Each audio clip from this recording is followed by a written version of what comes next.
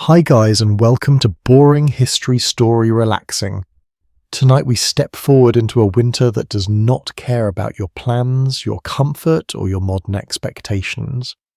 Snow presses sideways in the wind, your boots sink with a dull resistance, and the air feels sharp enough to bite the inside of your nose.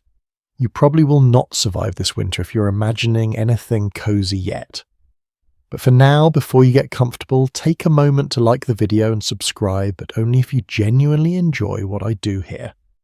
And if you're listening from somewhere warm or somewhere equally cold, drop your location and local time in the comments. Now dim the lights and you push open the low wooden door. Warmth does not rush out to greet you. It leaks slowly like something precious that refuses to be wasted. As you duck inside, smoke hangs low beneath the roof, blurring the edges of everything. Your eyes sting at first, and you instinctively hold your breath, then realize that no one else bothers.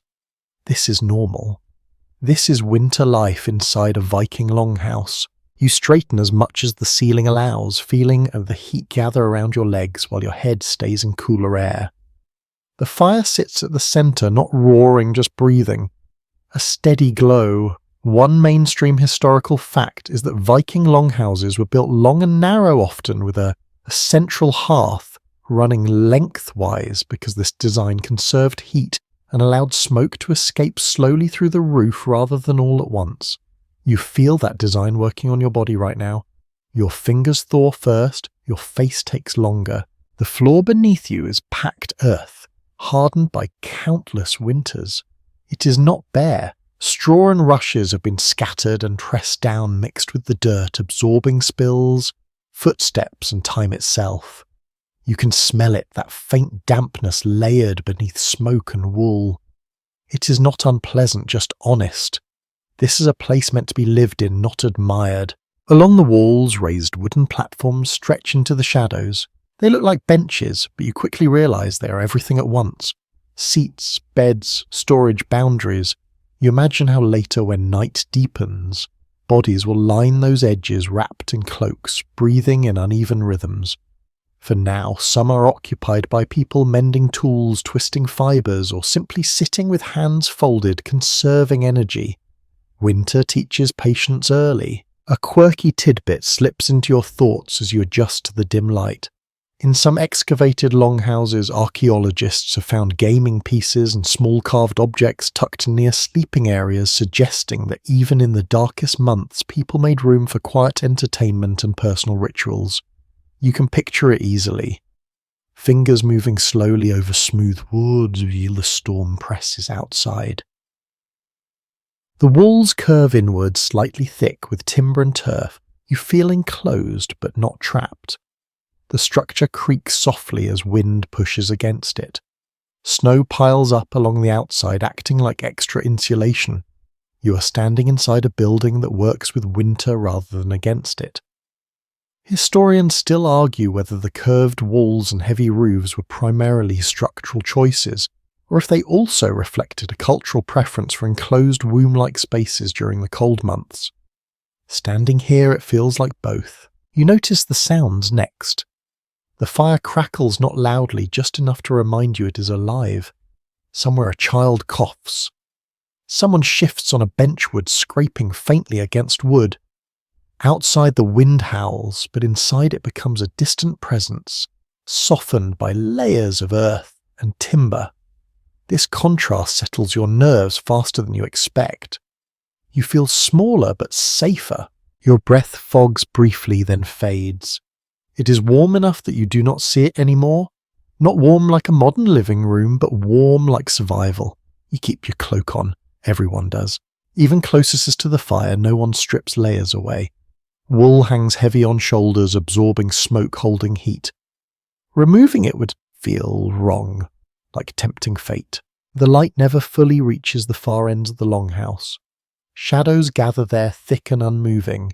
You sense storage chests hanging tools, maybe dried meat suspended from beams above. The smell shifts as you move, smoke giving way to something saltier, then earthier. You begin to understand that winter here is not fought with constant action. It is endured with stillness. You think about time, Outside, the sun barely climbs above the horizon this far north. Inside, time is marked by the fire, by hunger, by fatigue. There is no sharp division between day and night. This first step into the Longhouse is also a step into a different rhythm. Slower, heavier, more attentive to small changes. Another scholarly debate drifts through your mind.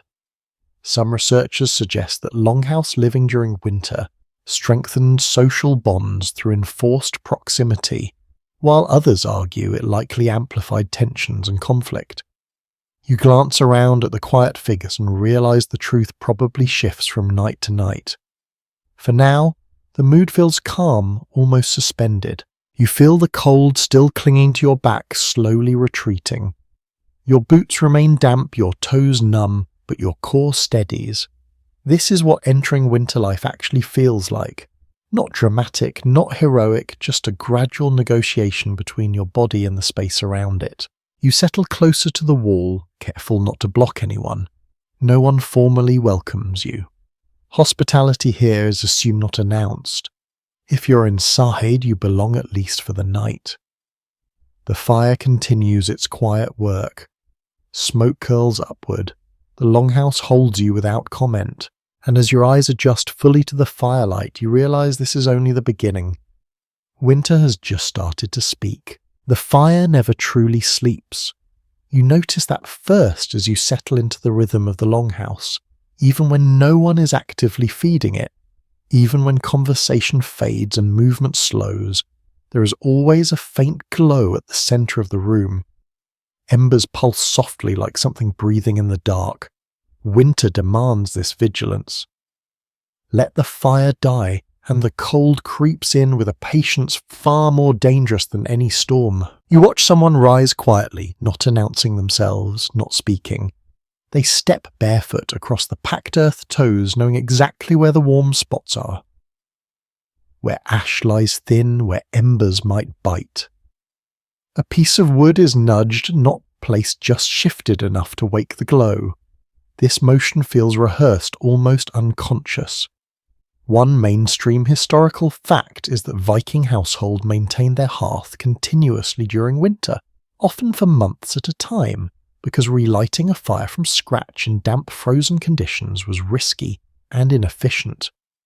You feel the weight of that responsibility hovering in the air. The fire shapes everything. Where people sit, how they sleep, when they move. You notice that the closer someone is to the hearth, the more alert they remain even while resting. Heat here is not a blanket, it is directional. Your shins feel warm while your shoulders stay cool. Turn slightly and the balance shifts. Over time, bodies learn these angles instinctively. Smoke drifts upward, but not all the way out. It lingers beneath the roof, staining the beams black and coating everything in a thin, invisible film. Your eyes no longer sting as badly, they adjust, everyone does. A quirky tidbit floats into your thoughts as you watch the smoke curl.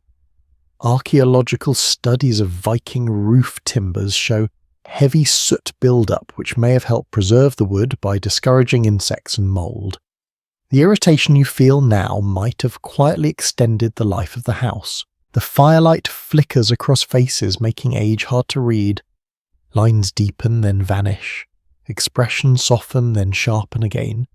In this light, people seem both ancient and immediate. Someone hums barely audible. Another pokes at something cooking near the coals, releasing a richer smell into the air. Fat drips. The fire answers with a brief hiss. You realize the fire is also the Longhouse clock. Without modern timekeeping, the hearth provides cues. When the flames are high, work continues. When they settle into embers, bodies drift toward rest. At night, someone always stays half awake, attuned to its needs.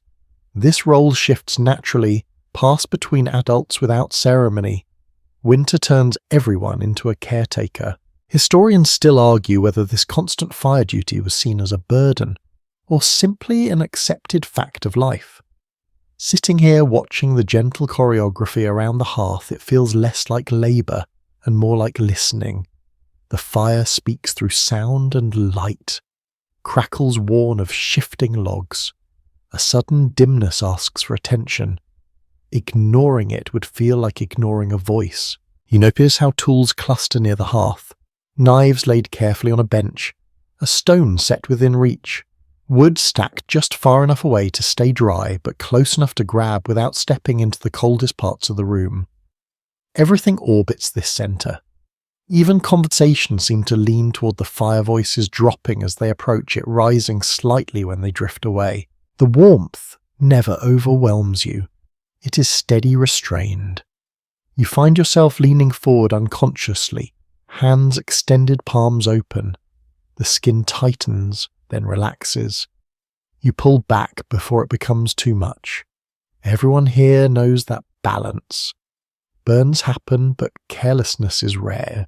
Winter punishes mistakes swiftly. The roof above creaks again as wind shifts outside, snow slides. You imagine the longhouse from above, buried deep smoke seeping out through a narrow opening. From a distance it would look like the earth itself is breathing. This thought settles something in you. The fire is not just heat. It is proof of presence, proof that people endure here. Another scholarly phrase drifts through your mind. Some researchers question whether the central hearth also served symbolic roles tied to ancestry and household identity beyond its practical use. You glance around at the quiet faces, the shared focus on the flames, and it seems possible. The fire feels older than any one person, like it has watched many winters come and go. As the night deepens, the fire shifts again.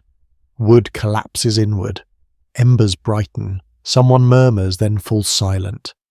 You adjust your position on the bench, pulling your cloak tighter, feeling the warmth soak slowly into your bones. Outside the cold waits, inside the fire holds, and you understand now that as long as this glow survives, so does everything else. The winter longhouse does not fight the season with force, it negotiates quietly flame by flame. As the hours stretch, your attention drifts upward. Not to the smoke itself, but to what holds it. The roof beams hover above you, like ribs darkened by years of soot, their surfaces uneven beneath layers of history. You notice how the ceiling never feels flat or symmetrical. It rises and dips gently, following the logic of timber, rather than geometry. In winter, this matters more than beauty. You feel the building breathing. When the wind outside strengthens, the walls answer with a low wooden sigh. When snow piles higher, the roof seems to settle just slightly, distributing weight through its frame. One mainstream historical fact is that Viking longhouses were engineered to flex under environmental pressure using wooden frames and turf insulation that allowed movement without collapse. Standing here, you sense that flexibility in your bones. The walls are thick, far thicker than you expected. Timber forms the inner skin, but behind it lies packed earth and turf layered deliberately. These materials trap warmth and mute sound. When you press your shoulder against the wall, it feels cool but not icy. It holds yesterday's heat. Winter has already been negotiated here long before you arrived. You notice small gaps between planks, uneven joins where light does not quite reach. These imperfections are intentional, or at least accepted. They allow the structure to shift without tearing itself apart. You imagine how during storms the wind searches for weaknesses only to be softened and redirected by these layered defences. The house does not resist. It yields just enough. A quirky tidbit surfaces as you trace the curve of a beam with your eyes.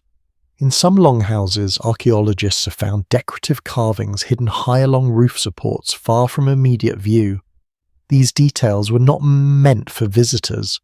They were meant for the people who lived here, daily reminders of craft and care, even in the dimmest months. You wonder how many winters those carvings watched pass below them. The smell changes as you focus on the roof. Smoke thickens near the top, carrying a sharp tang that settles into your hair and clothing. Over time, this layer becomes protective. Insects avoid it. Moisture hesitates. The house grows more resilient with each season. What feels uncomfortable to you right now has quietly strengthened this place. You listen closely. Snow slides again, a soft rushing sound. Somewhere ice cracks, the roof answers with a muted creak, not alarming, just informative. People glance upward briefly, then return to what they were doing. This conversation between weather and structure is familiar. It has happened countless times. Scholars still debate whether longhouse roofs were designed primarily to shed snow quickly or to hold it as additional insulation. Sitting here, you suspect the answer changes with region and winter severity. Either way, the roof performs its role. It keeps collapse at bay and cold at a distance. The height of the ceiling surprises you. Lower than a modern home, but higher than you imagined. Smoke gathers above head level, creating a buffer of warmer air below. You learn quickly where to stand and where to sit. Tall people stoop instinctively. Children move freely beneath the haze. The architecture teaches posture without words. You notice patches where the roof has been repaired. Newer wood stands out, faintly less darkened by smoke. These repairs tell quiet stories of past winters. A beam weakened by rot. A storm that pushed too hard. Each fix was made during colder months because waiting was not an option. Winter does not pause for maintenance. Another academic discussion drifts into your thoughts. Some historians question how often roofs were fully replaced versus continuously patched, suggesting that many longhouses evolved slowly over generations rather than being rebuilt from scratch. Looking up at the layered textures above you, this feels true. The house looks grown, not constructed. The walls curve inward, narrowing slightly as they rise. This shape traps warmth and strengthens the structure. You feel held, almost cupped by the space. The sensation is subtle but calming. Outside, the world is vast and punishing. Inside, everything is scaled to human survival. Your breath feels steadier now. The smoke no longer bothers you. Your eyes follow the faint shimmer of heat as it moves upward, disappears into the dark, then returns as warmth along the walls. You realize the longhouse manages air as carefully as it manages people. Nothing is wasted. Someone leans against a post nearby. The wood bears the weight easily. These supports run the length of the house, dividing space without walls. They frame sleeping areas, work zones, storage. You understand now that privacy here is suggested, not enforced. The structure allows separation while maintaining connection. The wind outside rises, then falls. Snow taps against the roof in a slow rhythm. You feel the house respond not with alarm, but with practiced patience. This is not shelter in the modern sense. It is partnership. A final scholarly phrase drifts gently through your mind. Researchers continue to explore whether longhouse architecture influenced social behavior by encouraging cooperation and shared responsibility during winter confinement. Sitting beneath these beams, it feels likely. The house itself asks you to listen, adjust, and endure together. You shift slightly, resting your back against the wall. It is firm, reliable. The roof above holds. The fire glows steadily. Winter presses on, but the longhouse stands ready, breathing quietly around you as the night deepens. The smoke never leaves entirely. It settles into you the way winter settles into the land, gradually and without apology. At first you notice it as irritation, a faint burn behind the eyes, a dryness at the back of the throat. Then, almost without realizing it, your body adapts. Breathing becomes shallow and steady. Blinking slows. The discomfort fades into the background, replaced by a strange sense of familiarity. You watch the smoke drift sideways before rising, tracing invisible currents shaped by the fire, the roof and the bodies nearby. It curls around beams, hesitates, then thins as it finds its way out through small openings above. Nothing about this is accidental. Longhouse builders understood air long before it could be measured. They built spaces where smoke lingered just long enough to warm, preserve, and protect. Evidence from excavated Viking homes shows that many had no true chimney, only roof vents or gaps in the thatch. This was not a failure of design, it was a choice. Letting smoke pool beneath the roof reduced drafts and kept warmth low where people lived and slept. You feel that decision working now, even as your eyes water slightly when the fire flares. There is a scent to it that goes beyond wood. Burned birch, old resin, animal fat. Clothing soaked in yesterday's smoke releases it again when warmed. The longhouse smells lived in not dirty, just layered. You suspect that after weeks inside you would stop noticing it altogether. Your senses would recalibrate. Clean would mean familiar. A lesser known detail surfaces as you shift closer to the wall. Some scholars have suggested that constant smoke exposure may have played a role in preserving stored food and even clothing, discouraging pests and slowing decay. In this way, the irritation becomes part of a larger system. The sting in your eyes buys protection against rot and infestation. People here move with the smoke, not against it. When someone rises, they know where the air is thickest. They duck slightly, turning their head away from denser plumes. Children crouch naturally, instinctively, choosing the clearer air lower down. This knowledge is never taught outright. It is absorbed winter after winter. You cough once quietly and no one looks up. It happens. No judgment follows. You clear your throat, take a slower breath and continue. The fire responds with a soft crackle, sending a brief swirl upward. Light and smoke dance together, casting shifting shadows that stretch and shrink across the walls. There is debate among researchers about the long-term health effects of this environment. Some argue that chronic smoke exposure likely shortened lives or caused respiratory problems. Others point out that people here spent much of the warmer months outdoors, giving their lungs periods of relief. Sitting here, you sense both possibilities. Winter demands trade-offs, and survival rarely comes without cost. Your hair already smells different. Your cloak too. The scent will cling to you long after you step back into the cold. In fact, it may follow you for days. But in this place, that smell is not unpleasant. It signals belonging. Anyone entering from outside carries the sharp scent of snow and wind. After a few hours inside, they smell like everyone else. Another quiet observation comes to you as you watch someone stir the fire. Smoke blackens everything evenly. Rich and poor alike wear it. It erases surface distinctions. Clothing may differ in quality, but all are darkened, softened, marked by the same haze. Winter has a way of levelling appearances. The sound of breathing grows more noticeable as the night deepens. Smoke muffles sharp noises, rounding them off. Conversation drop into murmurs. Laughter, when it appears, is brief and warm, then fades. The fire pops softly and a spark lifts, vanishing into the dark roof space. Some historians continue to question whether people associated smoke with protection on a symbolic level, not just a practical one.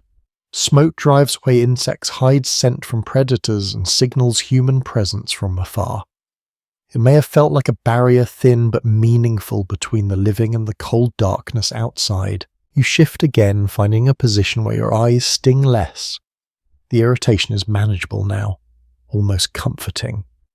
You realize that discomfort itself has become part of the shelter. The smoke asks something of you, but it gives far more in return. Outside, the wind pushes harder. Inside, the smoke thickens slightly, responding to changes in air pressure. The house adjusts. You adjust with it. Winter presses on, but here within this hazy warmth you remain awake, breathing steadily, learning how survival sometimes smells like fire and patience. Your attention drifts from the fire back to the walls where the raised platforms stretch in long quiet lines. At first glance, they look simple, almost crude. Just planks supported by sturdy posts. But the longer you watch how people use them, the more you realize these platforms are the backbone of winter living. You ease yourself onto one, careful not to intrude. The wood is worn smooth in places, polished by generations of bodies shifting in the dark. It is firm, unyielding. There is no softness here yet, no illusion of comfort.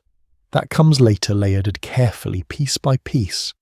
A hide spread flat, a wool blanket folded just so, another cloak added when the cold deepens. Archaeological findings from several Viking Age settlements show that these wall benches served multiple purposes simultaneously.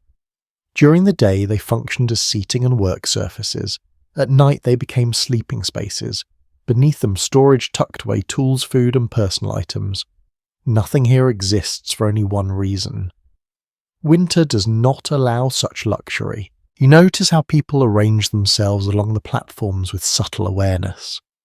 Elders tend to claim spots farther from the door where drafts are weakest. Children cluster near parents, their smaller bodies wrapped in shared warmth. Visitors take edges, leaving the most protected spaces to those who belong here fully. No one announces these rules, they are simply followed. As the evening deepens, movement slows.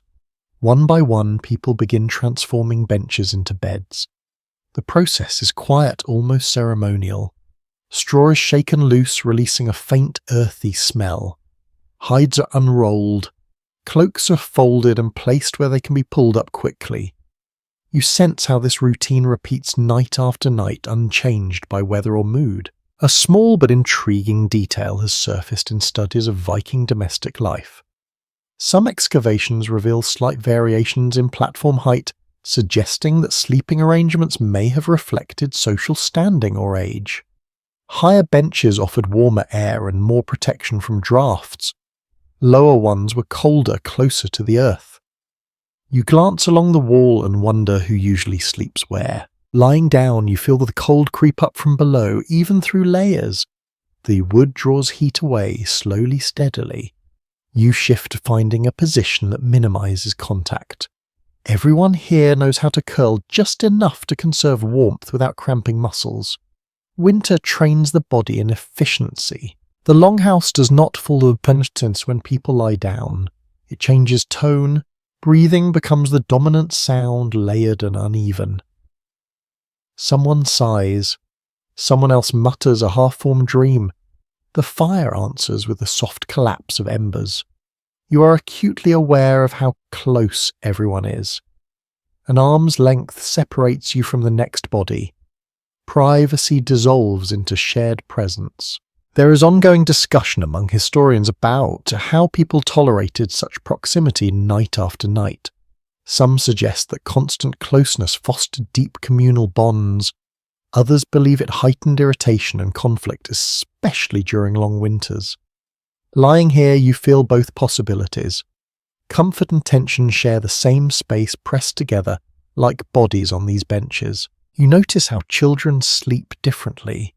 They sprawl at first, limbs flung wide, then slowly curl inward as the night cools. Adults remain more contained, conserving heat, protecting joints.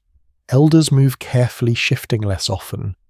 The platforms record these differences through subtle grooves and polished edges. A faint draft slips along the floor near the wall, brushing your feet.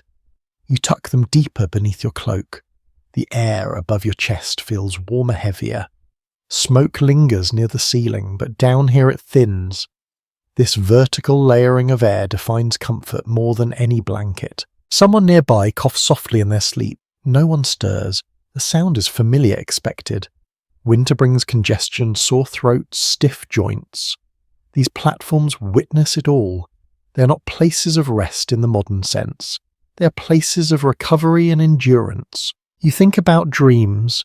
With so many bodies nearby, with firelight flickering even through closed eyelids, sleep comes in fragments. Short stretches of rest broken by shifting, by sound, by cold toes. And yet people adapt. The body learns to gather rest wherever it can, to sink quickly into shallow sleep and rise without complaint.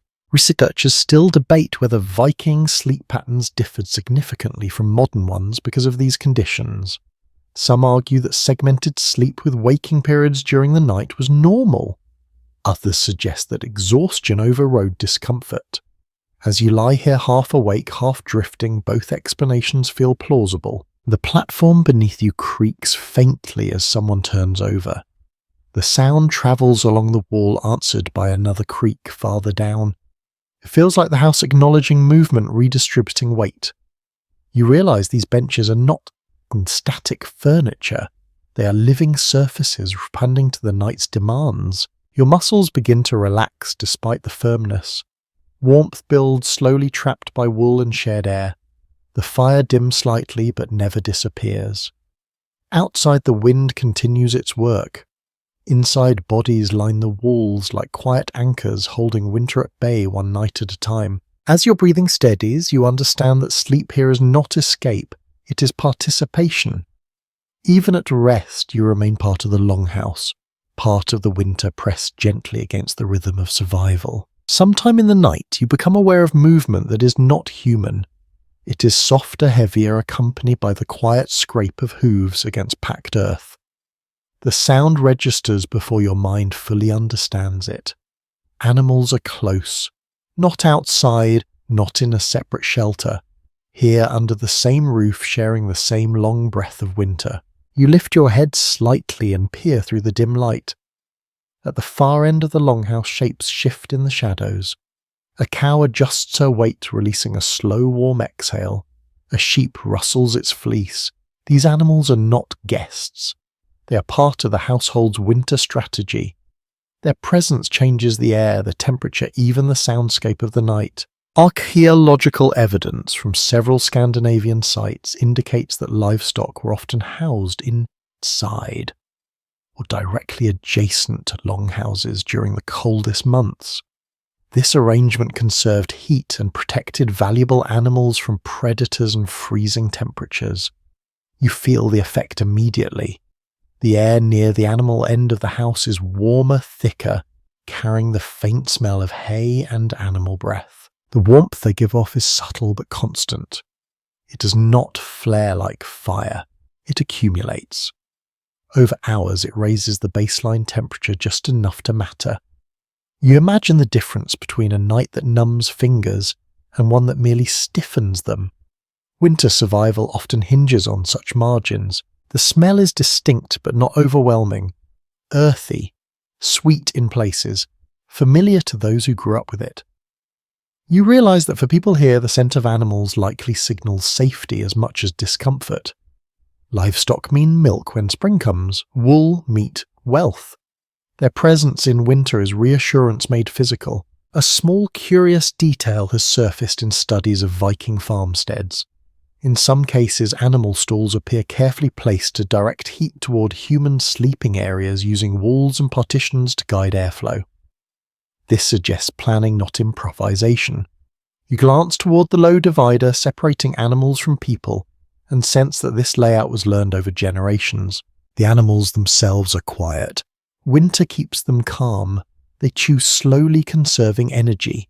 Occasionally one shifts, sending a ripple of sound through the house. No one reacts. These noises are as expected as the crackle of the fire. A restless animal might draw attention, but this is a peaceful night. You notice how children sleep closer to the warmer end of the house, intentionally or not. Elders too benefit from that extra degree of warmth. Space is allocated with care, though rarely spoken aloud. Winter forces awareness of bodies and needs in a way that warmer seasons can afford to ignore. There is discussion among scholars about how people balanced hygiene concerns with the benefits of indoor livestock. Some argue that health risks were significant. Others counter that constant exposure built resilience, and that smoke helped reduce parasites and bacteria. Sitting here breathing air shared with animals and fire alike, you sense a pragmatic acceptance.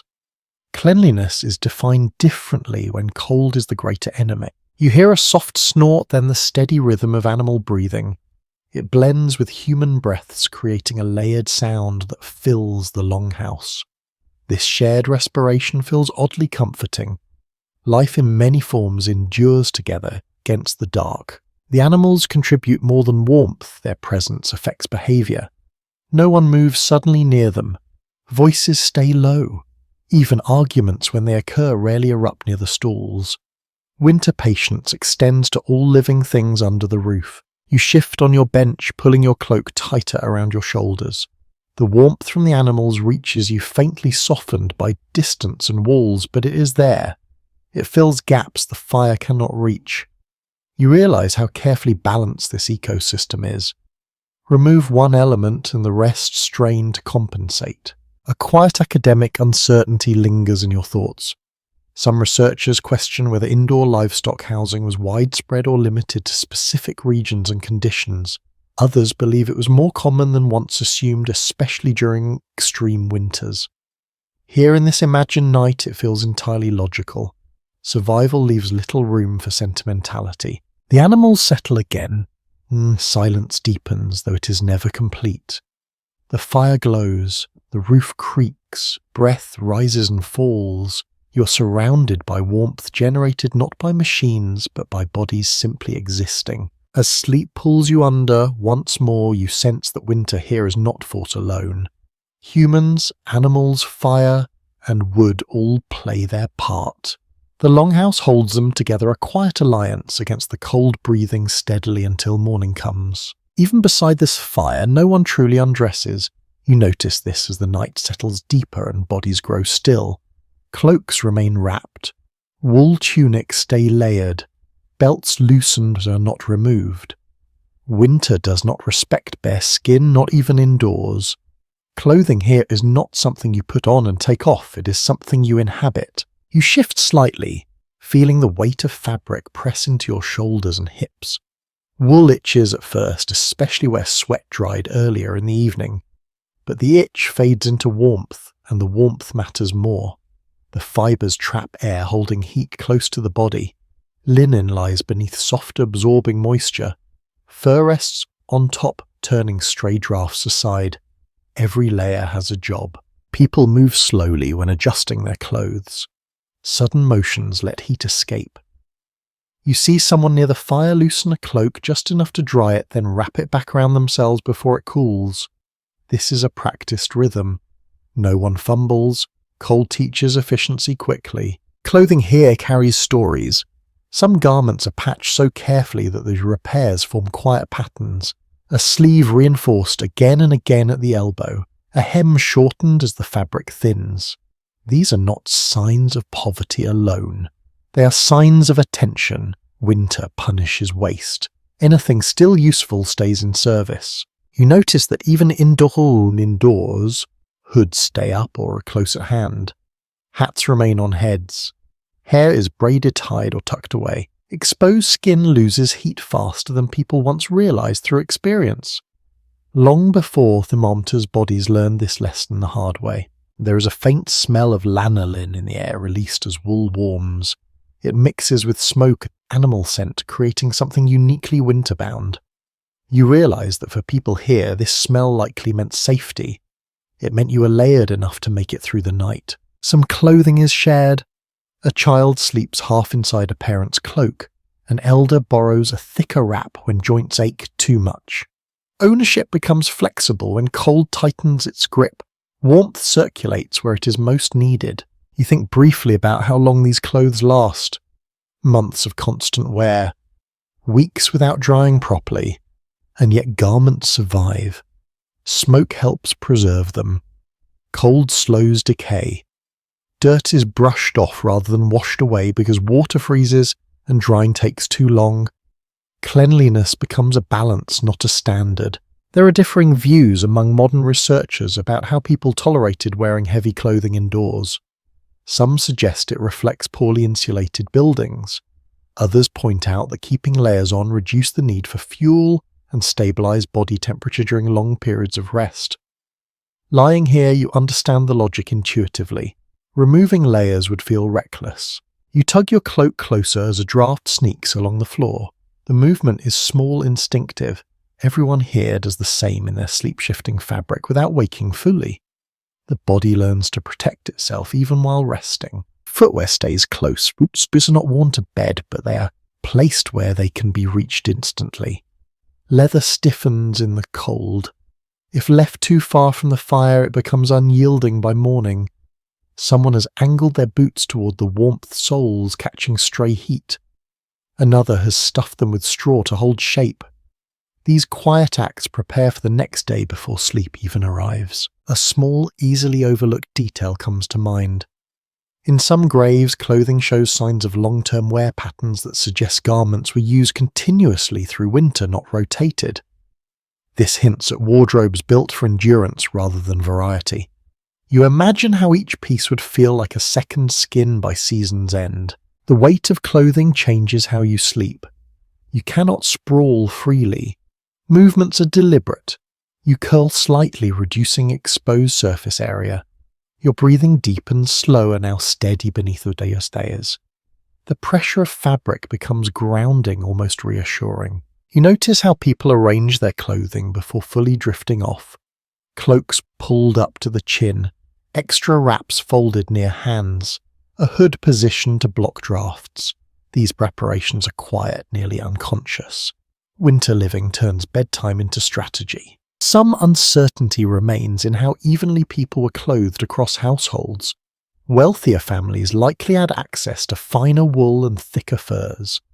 Others may do with rougher materials. Still, smoke layering and shared warmth narrowed the gap more than you might expect. Cold makes everyone pragmatic. The fire dims again, settling into a steady glow. Clothing takes over where flame leaves off. Heat stored in wool releases, slowly keeping muscles from locking too tightly. You feel your body sink into this equilibrium, neither warm nor cold, just stable. Outside, the wind howls, searching for cracks. Inside, fabric forms a final barrier. It rustles softly as someone shifts. That sound blends with breathing, with fire, with the distant movement of animals. The longhouse hums with restrained life. As your eyelids grow heavy, you understand that clothing here is more than protection. It is architecture worn on the same mobile shelter that moves and sleeps with you. Wrapped in wool and fear, you drift closer to rest, held together by layers of patience and learned resilience. By now your nose has stopped trying to sort the air. Instead, it accepts everything at once. Smoke, wool, animal breath, damp, earth, cooked fat, unwashed hair. None of it dominates. Together they form the background of winter life, a scent so constant that it becomes almost invisible. Only when something changes do you notice. A pot near the fire releases a deeper aroma as its contents warm again. Salted meat softened by hours of heat. Something fermented adds a faint sharpness that cuts through the heavier smells. Your stomach tightens slightly, not from hunger exactly, but from recognition. Food here announces itself quietly. There are no sudden bursts of fragrance. Everything unfolds slowly. The longhouse smells alive. Floors absorb spills and footsteps holding onto them. Straw darkens where it has been walked on most. When fresh rushes are scattered, their green scent briefly lifts the air, reminding everyone of warmer months, but that fades quickly. Winter smells always return. You realize that smell works like memory here. Certain scents signal safety. The familiar haze means the fire still burns. The presence of animals means resources are secure. Even the tang of old smoke suggests continuity. Absence would be more alarming than discomfort. There is physical evidence to support this familiarity. Excavations of longhouse floors often reveal layers of organic material compacted over years, creating surfaces that held heat and absorbed moisture. These floors were not cleaned in the modern sense. They were maintained through renewal, not removal. You feel that under your feet now a spongy resilience beneath packed earth. A small, easily missed detail surfaces in your thoughts.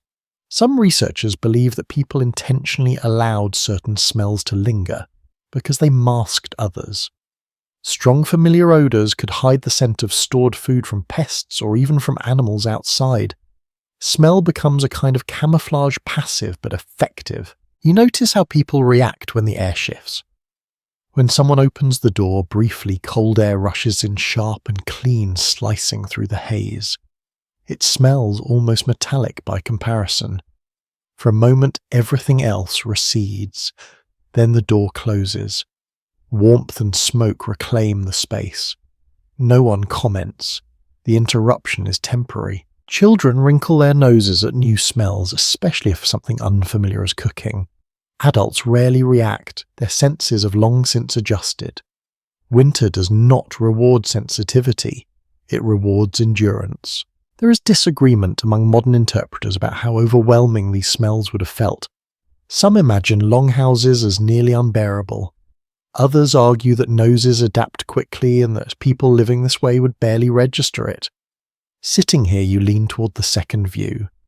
The air feels full but not oppressive. It is simply the environment doing what it does. Your own clothing carries the scent now.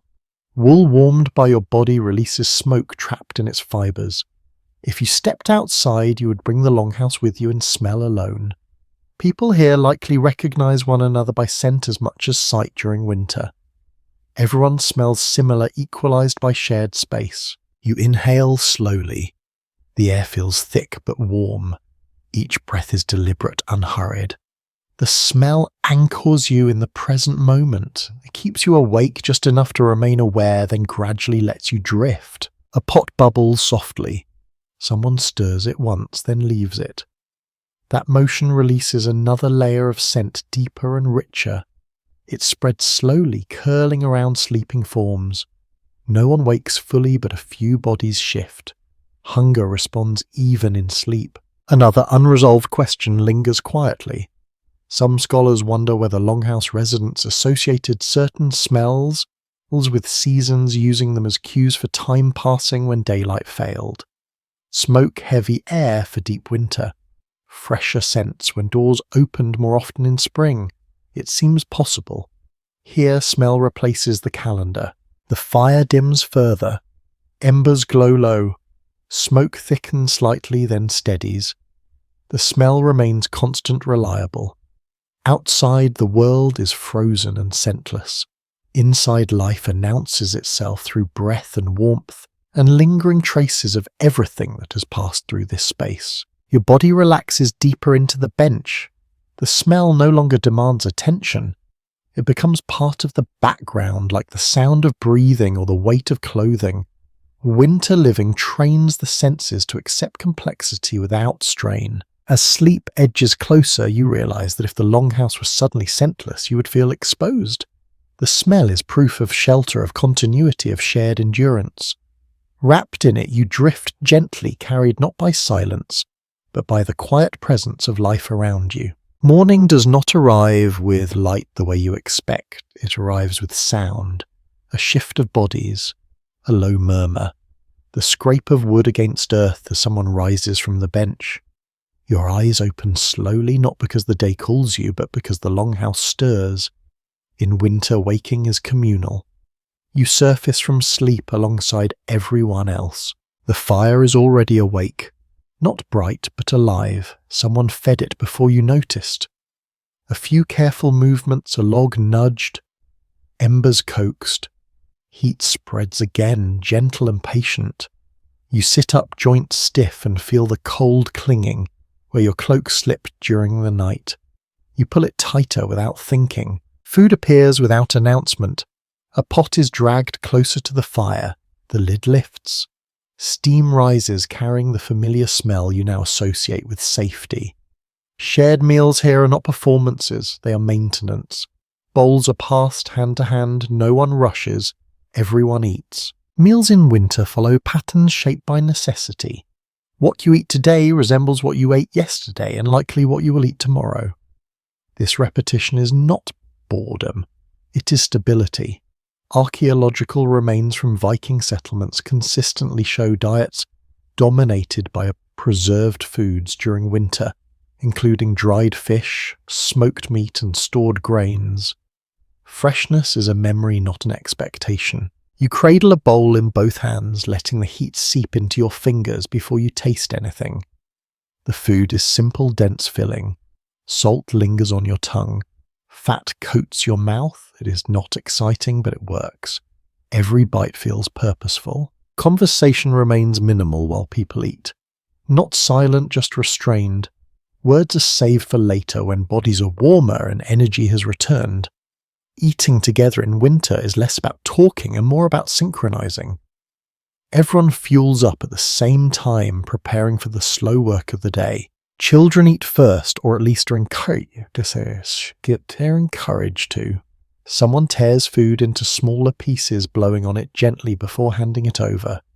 Elders take their time. No one pressures them. Winter teaches patience across generations. There is a small detail you notice as bowls circulate the world. No one overeats. Portions are measured not by weight but by experience. People know how long stores must last. Hunger is managed, not indulged. This restraint is learned early. Waste here would feel like betrayal. Some remains from Longhouse sites suggest that meals often took place seated along the benches rather than gathered tightly around the fire. This arrangement allowed heat to spread evenly and reduced crowding. You feel that logic now. The fire warms the room, not just the people closest to it. A thought surfaces as you watch people eat in quiet rhythm. Scholars still wrestle with how communal meals shape social bonds during winter confinement. Some believe shared eating reinforced equality and cooperation. Others argue it highlighted hierarchy through portion control and seating order. Sitting here, you sense both currents. Food unites, but it also reminds everyone of their play. When bowls are emptied, they are set aside without ceremony. Someone wipes one with one straw, another stacks them neatly. The pot is moved back closer to the embers, ready for later. Nothing is truly finished. Everything pauses. After eating, silence deepens again. People settle back onto benches or rise slowly, stretching limbs stiff from sleep. A few words pass between them, brief and practical. Who will check the animals? Who will mend a torn strap? Who will fetch more wood? Winter work begins gently. A curious observation lingers in your mind. Some sagas describe winter feasts filled with storytelling and celebration, yet everyday meals were likely far quieter and more restrained. The contrast suggests that food took on different meanings depending on context. Ordinary sustenance sustained the body. Feasts sustained morale. This morning is about the body. You feel fuller now, steadier. The warmth from the food spreads outward, easing the chill in your core. You realize how crucial this ritual is. Without it, the day would feel impossible. Winter does not forgive skipping meals. The door opens briefly. Cold air rushes in sharp and clean. Someone steps out, then returns quickly, shaking snow from their boots. The interruption reminds you how thin the barrier between comfort and exposure truly is. The door closes. The longhouse exhales. Another unresolved question drifts through your thoughts. How much variety did winter diets truly allow? Some evidence suggests more flexibility than once assumed, including preserved berries or fermented dairy. Other findings point to long periods of near monotony. As you swallow the last warm mouthful, you suspect variety mattered less than reliability. You lean back, pulling your cloak tighter. The fire crackles softly. Outside daylight creeps in reluctantly, pale and weak. Inside, the day begins not with brightness but with readiness. Shared meals have done their work. As the longhouse settles into its winter routine once more, you feel the quiet strength of repetition. Eat, warm, work, rest. These cycles hold the cold at bay, and for now, with a full belly and steady heat, winter feels manageable, one shared bowl at a time. The pot never really leaves the fire. It shifts closer, then farther lifted and settled again as the day moves on. What sits inside it changes slowly, but the vessel itself remains darkened and dependable. Winter food lives by patience. Nothing is hurried. Nothing is wasted. You notice how ingredients appear without ceremony. A strip of dried fish is broken into pieces and dropped in. A handful of grains follows, measured by feel rather than sight. Someone adds a scoop of something sour from a small container, its sharpness cutting through the heavier smells. The lid goes back on. The pot resumes its quiet simmer, as if nothing happened. This is preservation at work, not as theory but as habit. Food eaten now was prepared months ago during brighter days when hands worked quickly and the air smelled different. Smoking racks stood outside. Meat was salted until it stiffened. Fish dried hard in the wind. What remains has already proven it can last. Winter trusts what survives time. You taste the result later. The flavors are deep concentrated, shaped by absence rather than abundance. Freshness has been replaced by reliability. The salt does most of the talking. Fat smooths the edges. Fermentation adds complexity, a kind of quiet bite that wakes the mouth without demanding attention. People here do not complain about this food. Complaints would feel pointless. Instead, there is an understanding that winter meals are meant to sustain movement and warmth, not delight. Pleasure comes in other forms: a full belly, fingers that still bend, enough energy to last until night. A small detail catches your attention as someone prepares a side dish near the fire. A wooden container is opened, briefly revealing berries darkened by time. They are added sparingly, not for bulk but for change. The effect is subtle but noticeable. Even a hint of sweetness feels extravagant now. You realise that variety here is not about quantity but contrast. Food storage lives everywhere around you. Bundles hang from beams, chests line the walls, bags are tucked beneath benches. Each holds something specific known by touch and smell. No one labels anything. Memory does the work. Hands reach unerringly for what is needed. You become aware of how food shapes the day. Meals mark time more clearly than light. The morning pot is heavier built to carry people into work. Later servings thin, slightly stretching resources while still providing warmth. Evening meals feel calmer, designed to settle bodies rather than fuel them. There are moments when someone pauses, peering into a container with mild concern. Supplies are assessed constantly quietly. Winter sharpens awareness of limits. When something runs low, adjustments are made without comment. Portions shift. Ingredients change. The system adapts. Some modern interpretations of Viking life emphasize feasting and abundance, but standing here you sense how exceptional those moments must have been. Everyday winter eating is about restraint and foresight. Celebration exists, but it waits for the right moment. This is not it.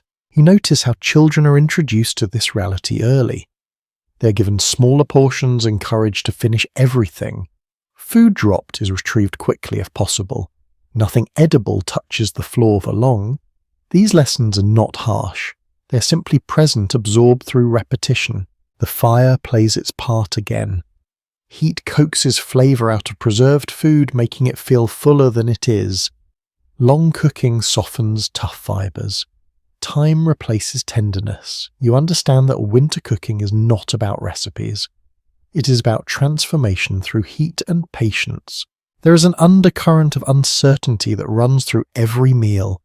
No one knows exactly when fresh food will return. The end of winter is guessed at, not guaranteed. This knowledge flavours everything more strongly than salt. It encourages moderation without fear. You think about how different households might manage this balance differently.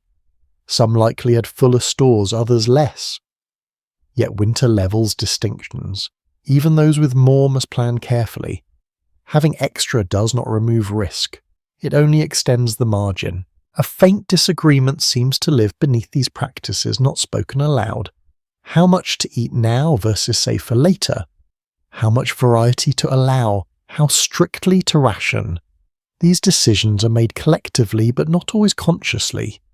Winter forces compromise. As the day moves on, the pot thins again. Leftovers become the base for the next meal. New additions layer over old ones. The food carries memory forward, each serving connected to the last. You taste yesterday, and today will shape tomorrow. When you eat again, the warmth spreads through you slowly. Your fingers loosen. Your shoulders drop. Hunger retreats not completely, but enough. That is the goal, enough. You realise how deeply this rhythm affects the Longhouse atmosphere. People are calmer when fed, more tolerant. When supplies feel secure, conversation flows more easily. When stores run low, silence grows heavier. Food is emotional currency as much as fuel. Outside snow continues to fall. Inside the pot simmers on, indifferent to the storm. Preservation has done its work, planning has paid off. For now, winter is held at bay by salt, smoke and time. As evening approaches, the lid settles once more. The fire glows low. The smell of cooked, preserved food hangs in the air, familiar and grounding. You feel steady, sustained by a system that values continuity over indulgence. And as you lean back against the wall, you understand that winter food is not meant to impress. It is meant to last. The light never quite commits. It lingers low and pale, slipping through the doorway when it opens, then retreating again as if unsure it belongs. You notice how people stop measuring the day by brightness at all. Instead, time stretches and compresses according to warmth, hunger and fatigue. Winter blurs the edges between hours. You sit for a while without doing much. No one seems bothered by this. Stillness here is not laziness. It is conservation. Movement costs heat and heat costs fuel. You learn quickly that doing nothing can be an active choice. Bodies rest so they can work when needed. The fire becomes the sun. Its position does not change, but attention orbits around it anyway. When it flares, people stir. When it dims, voices lower. Shadows lengthen and shorten across the walls, marking moments more reliably than any clock. You find yourself gauging time by how far the firelight reaches. Work happens in small bursts. Someone mends a strap fingers, moving steadily, then stops to warm their hands. Another sharpens a blade, pausing often to check the edge against a thumb. These tasks could be done faster, but speed is not the priority. Precision matters more. Mistakes are harder to fix in winter. You notice how often people pause, eyes unfocused, as if listening inwardly. Fatigue settles deeper in the cold. Without long daylight to push against it, tiredness becomes part of the rhythm. Short rests are taken wherever possible. A head leans back against the wall. Eyes close briefly. Then work resumes. The longhouse hums quietly during these hours, not with conversation but with presence. The crackle of the fire, the scrape of wood, the soft thud of something set down. Even silence feels occupied. You are never truly alone with your thoughts. Children struggle with this slower pace at first. They fidget, whisper boundaries. Eventually they settle, pulled into the same tempo as everyone else. Winter teaches restraint without lectures. Excess energy simply has nowhere to go. You think about how time feels in your own life, measured by schedules and alarms. Here time feels thicker. Each hour has weight. You sense why winter stories are told slowly, why conversations wander. There is no rush toward anything new. Survival lies in repetition. There are moments when boredom creeps in, faint but persistent, a restlessness under the skin. People counter it with small distractions. A carved object passed hand to hand. A tune hummed softly. A brief story exchanged, not fully told, just enough to spark recognition. These moments keep minds from turning inward too sharply. Some observers of Viking life have suggested that winter confinement reshaped people's sense of time itself, stretching patience and shortening expectations. Others believe people adapted easily, having known no alternative. Sitting here, you feel adaptation happening even now. Minutes lengthen, thoughts slow, your breathing deepens. The lack of strong light affects your body more than you expect. Eyes strain less, but awareness softens. Without bright cues, alertness ebbs and flows. You find yourself drifting into thought, then back again without clear boundaries. This is not sleep, but it is not full wakefulness either. The door opens again briefly. Someone steps out to check the sky. They return with a shrug. Not much has changed. This check is not about planning, it is about reassurance. The world still exists beyond the walls. Winter has not swallowed everything. As the day inches forward, tasks shift. What could be done has been done. What remains can wait. The fire is fed again, food is checked, animals attended. Everything essential fits into this narrow band of light and warmth. You notice how people anticipate night long before it arrives. Extra wood is brought closer. Cloaks are repositioned. The pot thickens again. These preparations happen quietly layered into other actions. Night is not a surprise here. It is expected. The sense of time compresses further as darkness deepens. Without daylight, hours lose distinction. Evening and night blend. People become less concerned with what time it is and more with how they feel. Cold fingers mean it is time to move. Heavy eyelids mean it is time to rest. There is a subtle tension that comes with this blur.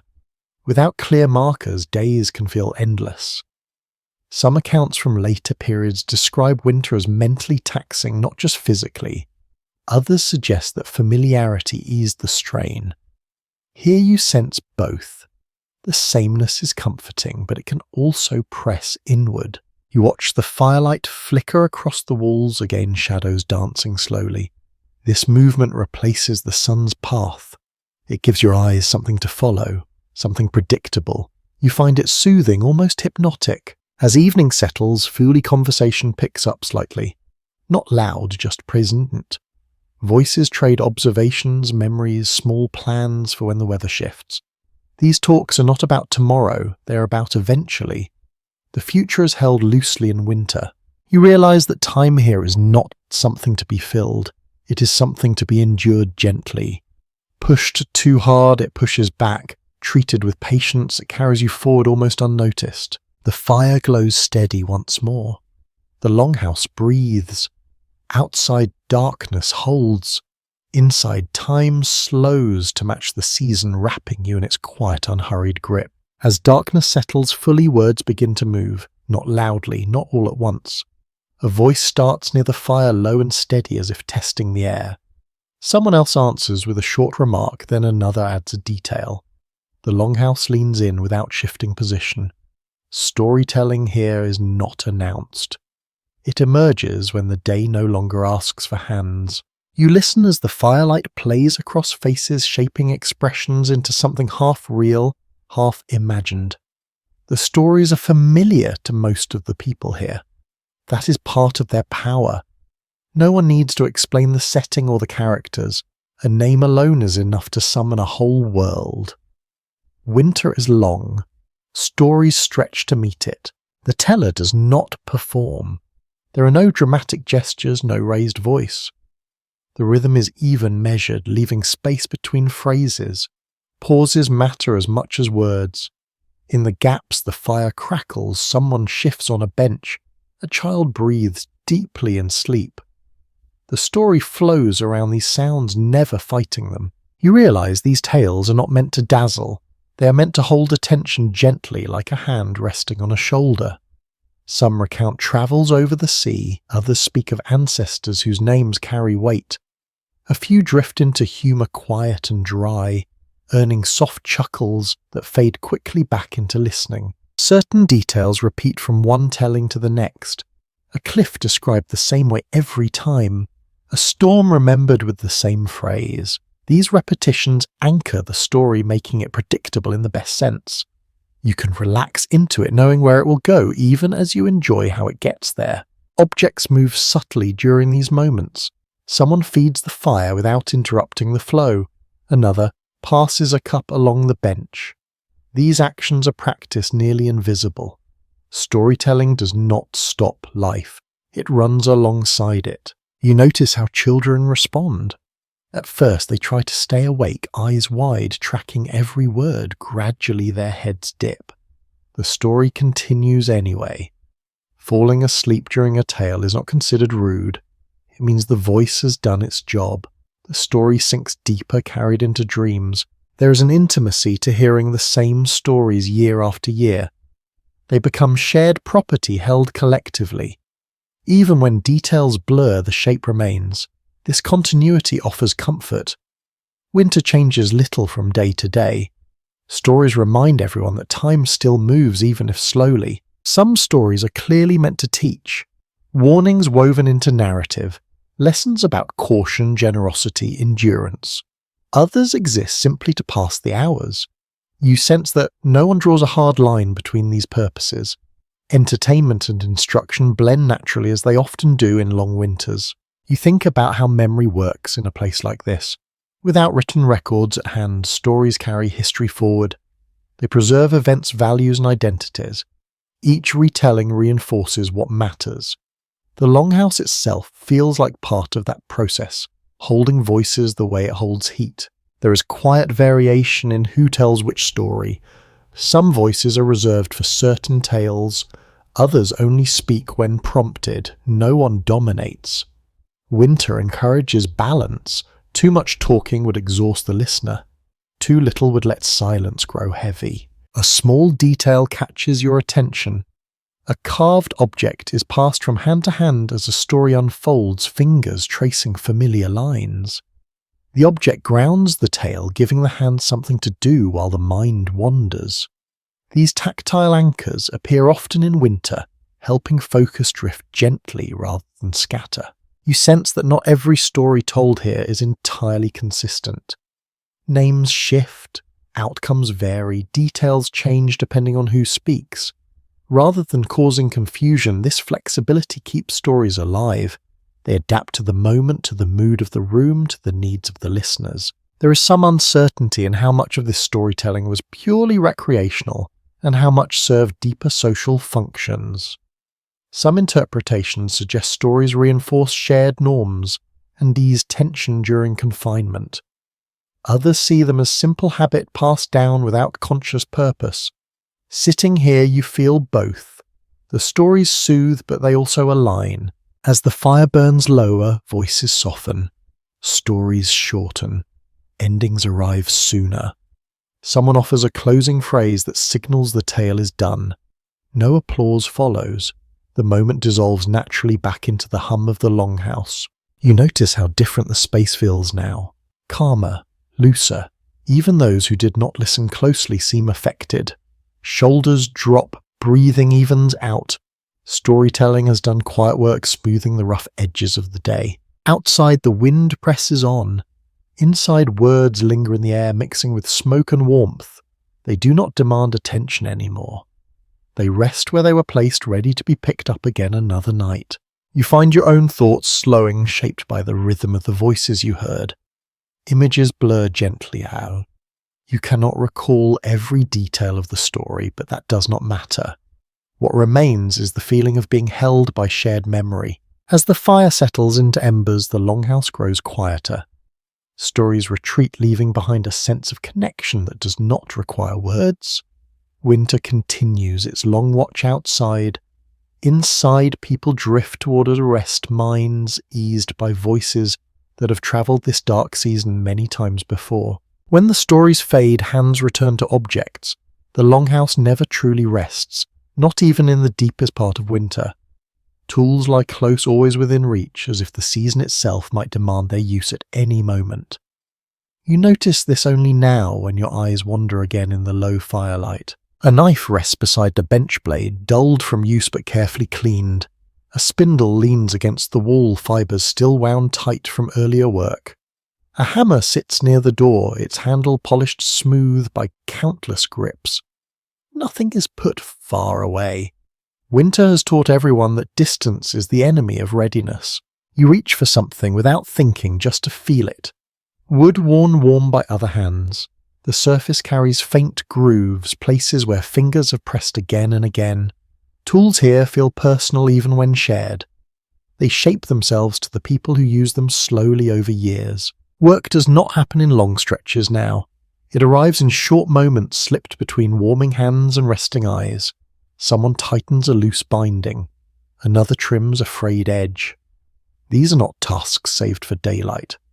Winter daylight is too scarce for waiting. Anything that can be done indoors is done whenever energy allows. The firelight flickers across metal, catching edges briefly before letting them disappear again. You see how people angle tools toward the light, turning them instinctively to see better. Shadows are accepted, worked around, never cursed. Precision adjusts to conditions. A small realization settles in as you watch this quiet activity. Many of these tools serve multiple purposes. A knife cuts food, trims, leather sharpens steaks. A single object must justify its place by being useful in more than one way. Winter does not tolerate redundancy. Children learn this early. They are handed small versions of adult tools, not toys. A blunt blade, a simple spindle. Their movements mimic what they see, careful and slow. Mistakes are corrected gently. No one scolds loudly. Winter learning is patient learning. You notice how tools are returned to specific places almost without thought. A knife goes back to the same notch. A hammer rests against the same post. These habits prevent loss. Searching wastes heat and time. Knowing exactly where something is can mean the difference between comfort and strain. There are signs of repair everywhere. A handle bound with sinew where it once cracked. A blade reshaped after chipping. Nothing here is thrown away lightly. Objects age alongside people, accumulating history and scratches and fixes. Winter deepens this relationship. There is no replacement coming soon. You sense a quiet confidence in how people handle their tools. Even those who speak little seem assured when working with their hands. This competence offers comfort. When the outside world is hostile, mastery over small things matters deeply. Some questions linger about how specialized tool use truly was during winter. Did everyone know how to do everything, or were skills divided carefully? Watching the easy exchanges here, you suspect knowledge overlaps heavily. Someone might be better at one task, but everyone understands the basics. Dependence is shared. The soundscape shifts again as tools touch wood or leather. Soft tapping, gentle scraping. These sounds blend with the fire, becoming part of the longhouse's steady pulse. No one works aggressively. Energy is measured. Overexertion leads to mistakes, and mistakes linger longer in winter. You feel the temptation to do more than necessary to fill the quiet with activity. But the people here resist that urge. They stop when tired. They rest without guilt. Tools remain where they are, ready for the next moment. A detail catches your eye near the wall. A bundle of tools wrapped together, perhaps belonging to someone who travels occasionally. The bundle stays closed now. Winter discourages unnecessary movement. Tools meant for the road wait patiently for seasons to change. As the fire dims further, hands slow. Work tapers off naturally, not because it is finished, but because bodies are. The tools do not mind waiting. They have waited through many winters before. You lean back, feeling the texture of the bench beneath you. Your fingers still remember the weight of wood and metal. Handling tools grounds you in the present. It keeps your mind from drifting too far into worry or boredom. Outside, the cold presses on, indifferent to preparation or skill. Inside, readiness sits quietly in reach. Tools remain close, not as weapons against winter, but as companions through it. As your eyes grow heavy again, you notice one last thing. Even in rest, people keep one hand near what they might need. A knife within reach, a cloak ready to pull closer. Winter trains the body to expect interruption. The fire glows low. Tools rest. Hands warm again. The longhouse settles into another layer of stillness, knowing that readiness itself is a form of rest. Space inside the longhouse feels different now that the day has folded in on itself. You begin to notice patterns that were easy to miss before. Where people sit, who moves first, who waits. These choices are quiet, but they shape winter life as surely as the walls do. Work divides itself without announcement. Certain hands drift toward spinning and stitching, others toward tools and repairs. This division is not rigid, but it is familiar. People fall into roles shaped by habit, strength, and expectation. No one explains why why they do what they do. They simply do it. You see how proximity affects everything. Tasks that might be separate in warmer months happen side by side now. Someone sews while another sharpens a blade within arm's reach. Conversations overlap gently, then fade. The closeness blurs boundaries, but it also builds rhythm. Movements avoid collision without thought. Children weave through this space, careful but curious. They are corrected with a touch rather than words. A hand guiding them away from a blade, a gentle nudge toward a warmer spot.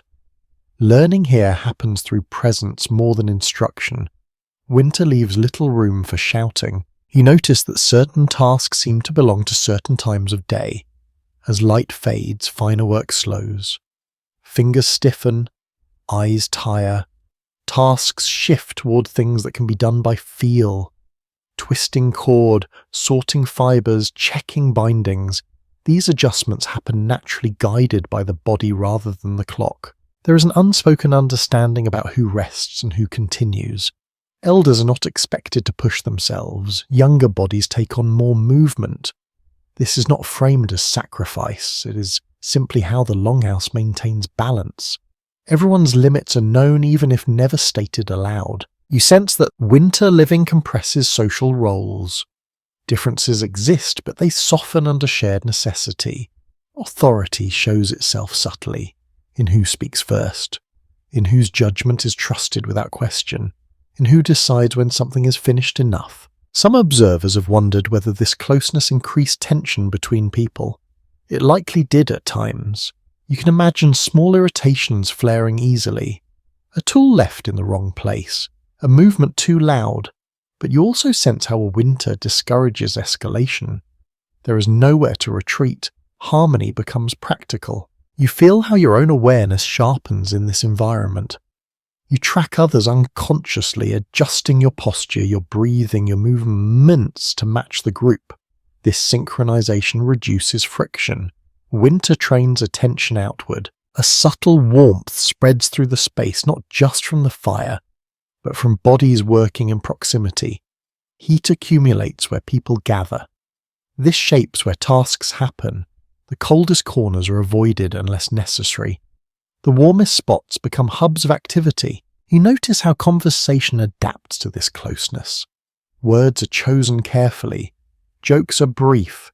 Stories told earlier linger in tone rather than content. Silence feels easier now, less empty. Shared work fills it naturally. There is a faint sense of hierarchy in who occupies which parts of the room.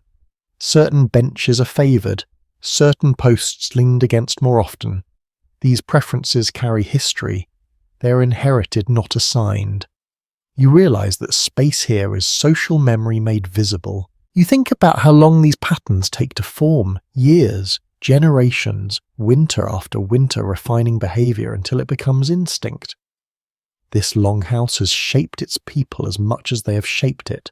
As fatigue deepens, movement slows further. People sit closer together, conserving warmth. Tasks conclude without formal endings.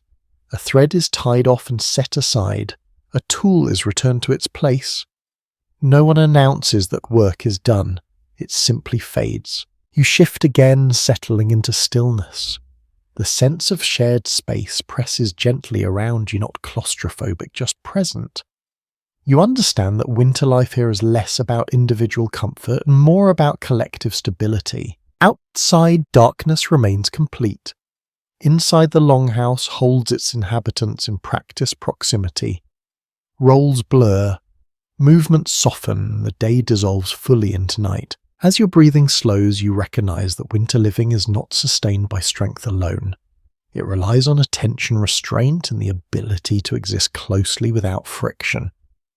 The longhouse teaches this lesson quietly, night after night. You notice the children most clearly when everything else grows quieter. During the busier parts of the day, they blend into the movement, absorbed into hands and laps and corners of warmth.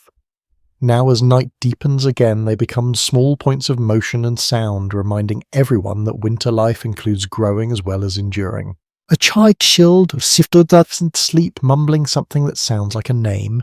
Another rolls closer to a parent seeking warmth without waking. These movements are expected. Adults adjust instinctively, pulling cloaks wider, creating space where needed. No one complains about interrupted rest. Winter does not allow strict boundaries between bodies. Children here learn the longhouse through their senses first. They know where the warmest spots are without being told. They recognise the sound of the fire changing pitch. They understand which tools are off limits simply by watching how adults handle them. Knowledge settles in, quietly absorbed through repetition rather than instruction. You notice how little space is truly reserved just for them. There is no separate room, no quiet corner meant only for play. Instead, they adapt to adult rhythms. When work happens, they observe or imitate. When rest comes, they rest too. Winter compresses life stages, bringing everyone into the same shared cycle. At times, a child grows restless energy bubbling up despite the cold. A soft reprimand follows, rarely spoken. A hand on a shoulder. A glance. Noise is not forbidden, but excess draws attention quickly. The longhouse teaches awareness early. Sound carries far in still air. You see how adults speak to children differently during winter. Voices soften, instructions shorten, patience lengthens. Cold makes tempers fragile, so care replaces sharpness. Discipline is gentle but firm, guided by necessity rather than ideology. There is comfort in how children are included in everything. Meals are shared, stories are heard, work is witnessed, even illness is not hidden away. When a child coughs or runs warm, adults respond calmly. adjusting layers, offering sips of something warm. Fear exists, but it is quiet, managed through action rather than panic. You realize how winter shapes memory. For children, these long nights become the backdrop of early understanding. Firelight instead of daylight, smoke instead of fresh air, voices instead of solitude. This environment becomes normal before anything else has a chance to be. Some children drift in and out of sleep during storytelling, heads nodding, then jerking awake briefly before sinking again. No one insists they stay alert. Sleep is valuable here. Rest is not wasted time. You notice small gestures of reassurance. A parent smoothing hair away from a child's face. A hand resting on a small back, feeling the rise and fall of breathing. These touches anchor children through the uncertainty of winter nights. There is a quiet acceptance that childhood here is not sheltered from hardship. Cold is felt, hunger is understood, fatigue is familiar. But there is also safety in constancy. The Longhouse provides a predictable world when everything outside feels hostile. You think about how these children will grow into this space, how over time they will take on more tasks, more responsibility without ceremony. Winter accelerates maturity not through pressure, but through proximity. Watching adults endure teaches more than instruction ever could. A faint sound escapes a sleeping child, half laugh, half sigh. It breaks the stillness briefly, then fades. Someone nearby smiles in the firelight just for a moment. These small expressions of warmth matter more in winter than grand gestures. As the night deepens further, children settle fully. Their breathing evens out, blending into the larger rhythm of the Longhouse. Adults relax slightly once this happens. The sense of responsibility shifts, lightening just enough to allow deeper rest. You feel the weight of this shared care. Winter survival is not an individual effort. It depends on ensuring the smallest bodies stay warm-fed and calm. The Longhouse organizes itself around this truth without ever naming it. The fire glows low again, shadows soften, the sounds of the night become uniform. Children sleep wrapped in layers and watchfulness. Adults rest nearby, ready to respond if needed. As your own eyes grow heavy, you sense how winter here is carried forward through these quiet nights. Each child sleeping safely represents a future that will one day remember this space as home. The Longhouse holds them all steady and patient, waiting for morning to return. You wake to discomfort before you wake to thought. Something aches. A shoulder stiff from staying in one position too long. Fingers numb where they slipped from beneath your cloak. Your body registers winter first, long before your mind catches up. You shift slowly, careful not to disturb anyone nearby, and feel joints protest, then loosen with warmth. Illness here does not announce itself dramatically. It arrives quietly, a cough that lingers, a fever that rises just enough to sap strength, a limp that lasts longer than expected. People notice these things without pointing them out. Attention sharpens, but words remain spare. Winter teaches observation more than reaction. Someone near the fire warms a cup, holding it close until steam curls upward. The liquid is offered without fuss to a person who looks paler than yesterday. No questions are asked. No diagnosis is made. Care happens through small adjustments, extra layers, a warmer spot on the bench, less expectation to work. You become aware of how bodies here accept discomfort as information rather than emergency. Pain signals limits. Fatigue signals rest. Ignoring these signs in winter would be foolish. The margin between manageable sickness and danger is thin, and everyone knows it even if no one says it aloud. The air feels heavy again, thick with smoke and shared breath. It irritates your throat slightly, but you no longer react. Others cough now and then, low and contained. These sounds blend into the background. Winter is not about strain. It simply does not dramatize it. You notice how people arrange sleeping positions differently when someone is unwell. Space opens around them subtly. Drafts are blocked. Warmth is redirected. A body placed close to the fire without comment. These shifts happen smoothly, as if rehearsed, though no one ever practiced them formally. Food changes too. Portions adjust. Something softer is offered, broth rather than solid pieces. Fat skimmed carefully and added back in small amounts. Eating becomes medicine without ceremony. The goal is not comfort, but steadiness. There is a quiet awareness of risk in these moments. Winter illnesses can linger. Injuries heal slowly in the cold, yet fear does not dominate. Panic would waste energy and disrupt the Longhouse balance. Instead, people respond with measured attention, conserving strength for what truly matters. You think about how knowledge of the body passes here, not through books or instruction, but through watching. Children learn what sickness looks like by seeing adults respond. They learn when to rest by noticing when rest is given. This education is subtle, absorbed over many winters. The Longhouse itself supports this care. Heat stays low and even, smoke discourages pests that might worsen illness. Close quarters allow problems to be noticed quickly. Isolation is rare, and while that increases exposure, it also ensures no one is overlooked. Some discomforts are simply endured: stiff backs, aching knees, old injuries flaring in the cold, and you see elders move carefully, testing weight before committing. No one urges them to push harder. Their experience carries authority.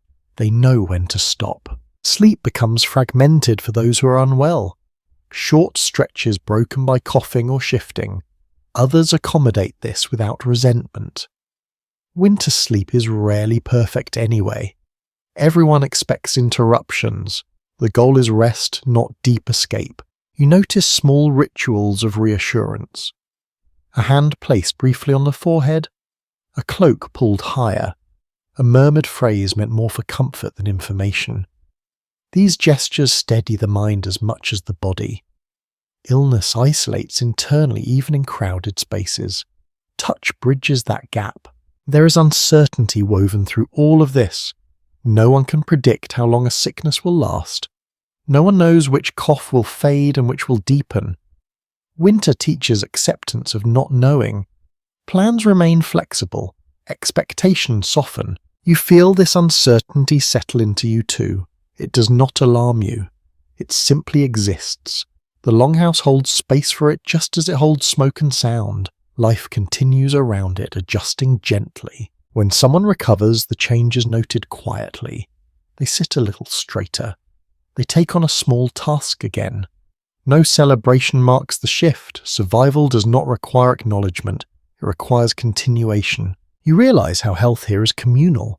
One person's weakness alters the rhythm for everyone. Work redistributes. Care circulates. This shared responsibility makes endurance possible even when individual bodies falter. As the day moves on, the fire is tended again. Food simmers, tools rest. The unwell person sleeps more deeply now, breathing steadier. The Longhouse exhales collectively, tension easing just a fraction. You stretch carefully, warmth returning to stiff muscles. Your own body feels capable again, at least for now. Winter has not claimed you today. That is enough. Outside, the cold remains relentless. Inside, care moves quietly, almost invisibly, through layers of habit and attention. Illness is not fought here with force. It is met with patience, warmth, and the understanding that survival often depends on how gently you treat what is already strained. As evening approaches, once more the Longhouse settles back into its steady rhythm. Bodies adjust. Breathing aligns. Winter continues, but for now health holds fragile yet persistent, like the fire that never quite goes out. You begin to notice how little of yourself truly belongs only to you. Even your breathing feels shared, rising and falling among others in the dim space. Privacy in the way you once understood it has quietly dissolved. Here it is not something expected. It is something occasionally granted briefly and without promise. You turn your head slightly and realize how close another body lies. Close enough to feel warmth through layers. Close enough to hear the faint catch in their breath before sleep smooths it out again. There is no embarrassment in this closeness. Winter has worn that away. Distance wastes heat. Proximity preserves it. People carve out personal space through habit rather than walls. A certain way of folding a cloak. A predictable place on the bench. a posture that signals rest rather than conversation. These cues are respected. No one crosses them without reason. This is how boundaries survive in crowded rooms. You notice how silence functions here. It is not absence, it is agreement. When someone grows quiet, others follow, not because they must, but because noise travels easily and lingers. Winter rewards restraint. A raised voice feels intrusive, almost sharp against the softness of firelight and breath. There are moments when someone seeks a sliver of solitude. A person turns their face toward the wall. Another sits near the door where drafts discourage company. These choices are subtle. They offer just enough separation to settle the mind without breaking connection entirely. You think about how long this way of living lasts. Days blur into weeks. Weeks stretch into months. The lack of solitude becomes normal, then invisible. People adjust internally, creating quiet spaces in thought rather than in architecture. Some irritation inevitably surfaces. A restless sleeper. A habit that grates when repeated night after night. These tensions appear then fade, rarely spoken aloud. Confrontation costs energy and risks harmony. Winter teaches which battles are worth fighting. Most are not. You notice how people release tension without words. A longer stare into the fire, a deeper breath, a shift in position. These small acts prevent discomfort from hardening into conflict. The Longhouse absorbs emotion as much as it absorbs heat. Children learn this balance early. They sense when to retreat inward, when to seek contact. A child who grows overstimulated curls up and disappears into layers. Another seeks reassurance through touch. Both responses are accepted. You feel your own awareness adjust. You become more attentive to sound and movement. You anticipate shifts before they happen.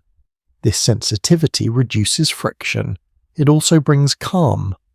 When nothing surprises you, the mind rests more easily. There is something grounding about this lack of privacy.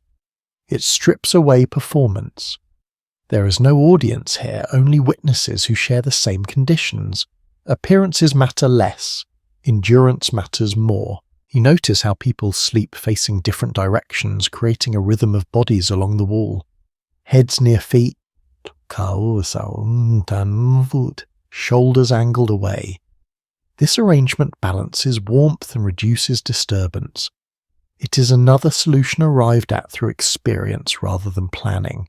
At times the closeness deepens bonds, shared whispers, a brief exchange of warmth when someone shivers, a hand finding another in the dark. These gestures carry weight in winter. They say you are not alone here. Other times closeness simply exists without meaning.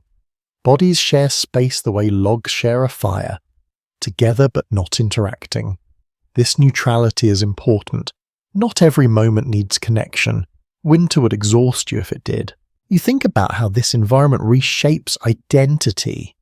Alone you might define yourself by preferences and habits. Here identity blurs into function. You are someone who keeps the fire, someone who mends, someone who rests when needed. These roles matter more than individuality. There is uncertainty in how people felt about this loss of privacy. Some may have found comfort in constant presence. Others may have longed for solitude they could not name. Both feelings likely existed side by side, changing from night to night. You adjust your cloak again, careful not to brush against your neighbour. The movement is small, precise. You have learned how to occupy space gently. This skill feels valuable even beyond winter. As the fire sinks lower, the room grows quieter. Breathing aligns, movement slow. The Longhouse becomes a single organism, many parts moving together, resting together. Outside of the world is vast and empty. Inside, space is shared, negotiated moment by moment. Privacy is narrowed, but in its place is something steadier. A sense of belonging that does not require explanation. You let your eyes close, trusting the people around you to remain where they are. They will. Winter holds everyone in place, not through force, but through mutual dependence. And in this closeness stripped of distance and walls, you drift toward rest carried not by solitude, but by shared presence. The Longhouse has a voice of its own, and you begin to recognize it most clearly at night. When activity fades and words grow scarce, sound steps forward. Not noise exactly, but a layered hum that fills the space without demanding attention. You lie still and listen, letting it wash over you. The fire speaks first, a soft crackle, a sudden pop as resin releases from wood. Embers shift and settle, sending a faint sigh upward. You learn the difference between harmless sounds and those that ask for attention. A sharper snap means a log has shifted. A deeper hush signals embers thinning. Someone half awake responds without opening their eyes, nudging the fire just enough. Breathing weaves through everything. Some breaths are deep and even. Others catch slightly, then smooth out. A sleeper turns cloth brushing against wood. Another exhales through parted lips, a sound almost like a whisper. These rhythms overlap, forming something steady and reassuring. Silence here would feel wrong. The animals add their own layer. A slow stomp as a hoof finds a more comfortable position. The rustle of hay. A low murmur from a throat too large for words. These sounds anchor the night. They say life continues even when sight fails. Outside, the wind presses against the walls. You hear it not as a howl but as pressure. Timber answers with a long, low creak. Snow slides from the roof in soft sheets, landing with a muted thump. These sounds travel through the structure, softened by turf, and earth arriving as distant signals rather than threats. You notice how quickly your mind learns to categorize each sound. Familiar equals safe, new equals alert. This awareness never fully switches off in winter. It rests lightly, ready to rise if needed. Even in sleep, part of you listens. Children make the most unpredictable sounds. A sudden cry that turns into a sigh. A laugh trapped in a dream. These noises spike attention briefly, then fade. Adults respond instantly, then relax just as quickly. No one panics. Night noises are expected. There is comfort in this constant soundscape. It replaces the visual cues you lack in darkness. When you cannot see, you listen. The Longhouse becomes a map drawn in sound. You know where you are by where the fire pops, where animals shift, where someone breathes closer than before. Some nights are louder than others. Storms amplify everything. Wind rattles roof edges. Snow taps insistently. The house responds with deeper creaks, flexing against pressure. On calmer nights, the sounds soften. The difference tells you more about the weather than any glance outside could. You realize that people here likely slept lightly, not deeply, at least not all at once. Someone always hovers near wakefulness, attuned to changes. This shared vigilance spreads responsibility. No single person carries the full weight of listening. There are moments when a sound interrupts the rhythm. A log collapsing inward. A startled animal. A door shifting. These moments sharpen attention instantly. Bodies tense. Breath holds. When nothing follows, tension releases just as fast. The Longhouse returns to its hum. You think about how this environment shapes the mind. Modern silence can feel peaceful, but here peace is found in presence. Sound equals safety. Quiet without explanation would feel ominous. You adjust your position slightly, testing how much noise movement makes. You learn to move slowly, letting cloth slide rather than scrape. This care keeps the soundscape smooth. Everyone participates, whether consciously or not. The fire dims again, but its voice does not disappear. It murmurs. The animals settle deeper. Wind eases. The house breathes out. You feel sleep pulling you under, not as a drop, but as a drift. Sounds blur together, losing sharp edges. They become texture rather than information. Your mind loosens its grip, trusting that if something truly changes, sound will wake you. As you sink deeper, you realize that winter nights here are never empty. They are filled with life announcing itself quietly over and over, till even listening becomes rest. You sense the weather before anyone says a word. The Longhouse carries the message inward through wood and turf, translating the outside world into subtle cues. The walls tighten. The roof answers with a deeper groan than usual. Air pressure shifts and the fire reacts, first flames leaning in a new direction as if listening. Someone near the door pauses mid-movement, not alarmed, just attentive. A glance is exchanged. No announcement follows. Everyone already knows. A storm is gathering or perhaps already passing overhead. In winter, the difference hardly matters. Either way, the house prepares itself. The wind arrives in waves.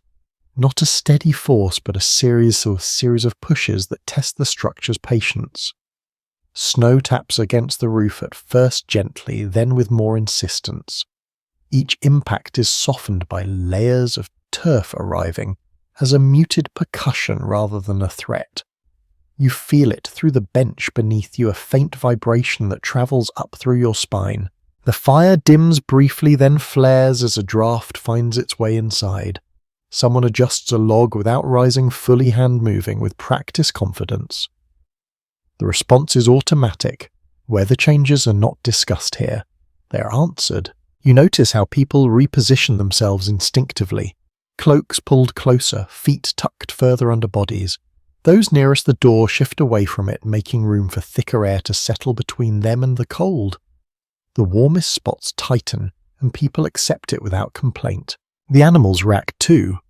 A cow shifts her weight, hooves scraping softly. Sheep press closer together, fleece brushing fleece. Their movements send warmth outward, subtle but welcome. The longhouse feels fuller now, packed with bodies responding to the same invisible pressure. The soundscape thickens. Wind presses harder against the walls, producing a low moan that travels the length of the structure. Roof beams answer with creaks that feel almost conversational, as if the house is negotiating terms with the storm. Snow slides off in heavy sheets, landing with dull thuds that fade quickly into silence. You realize how much trust is placed in these sounds.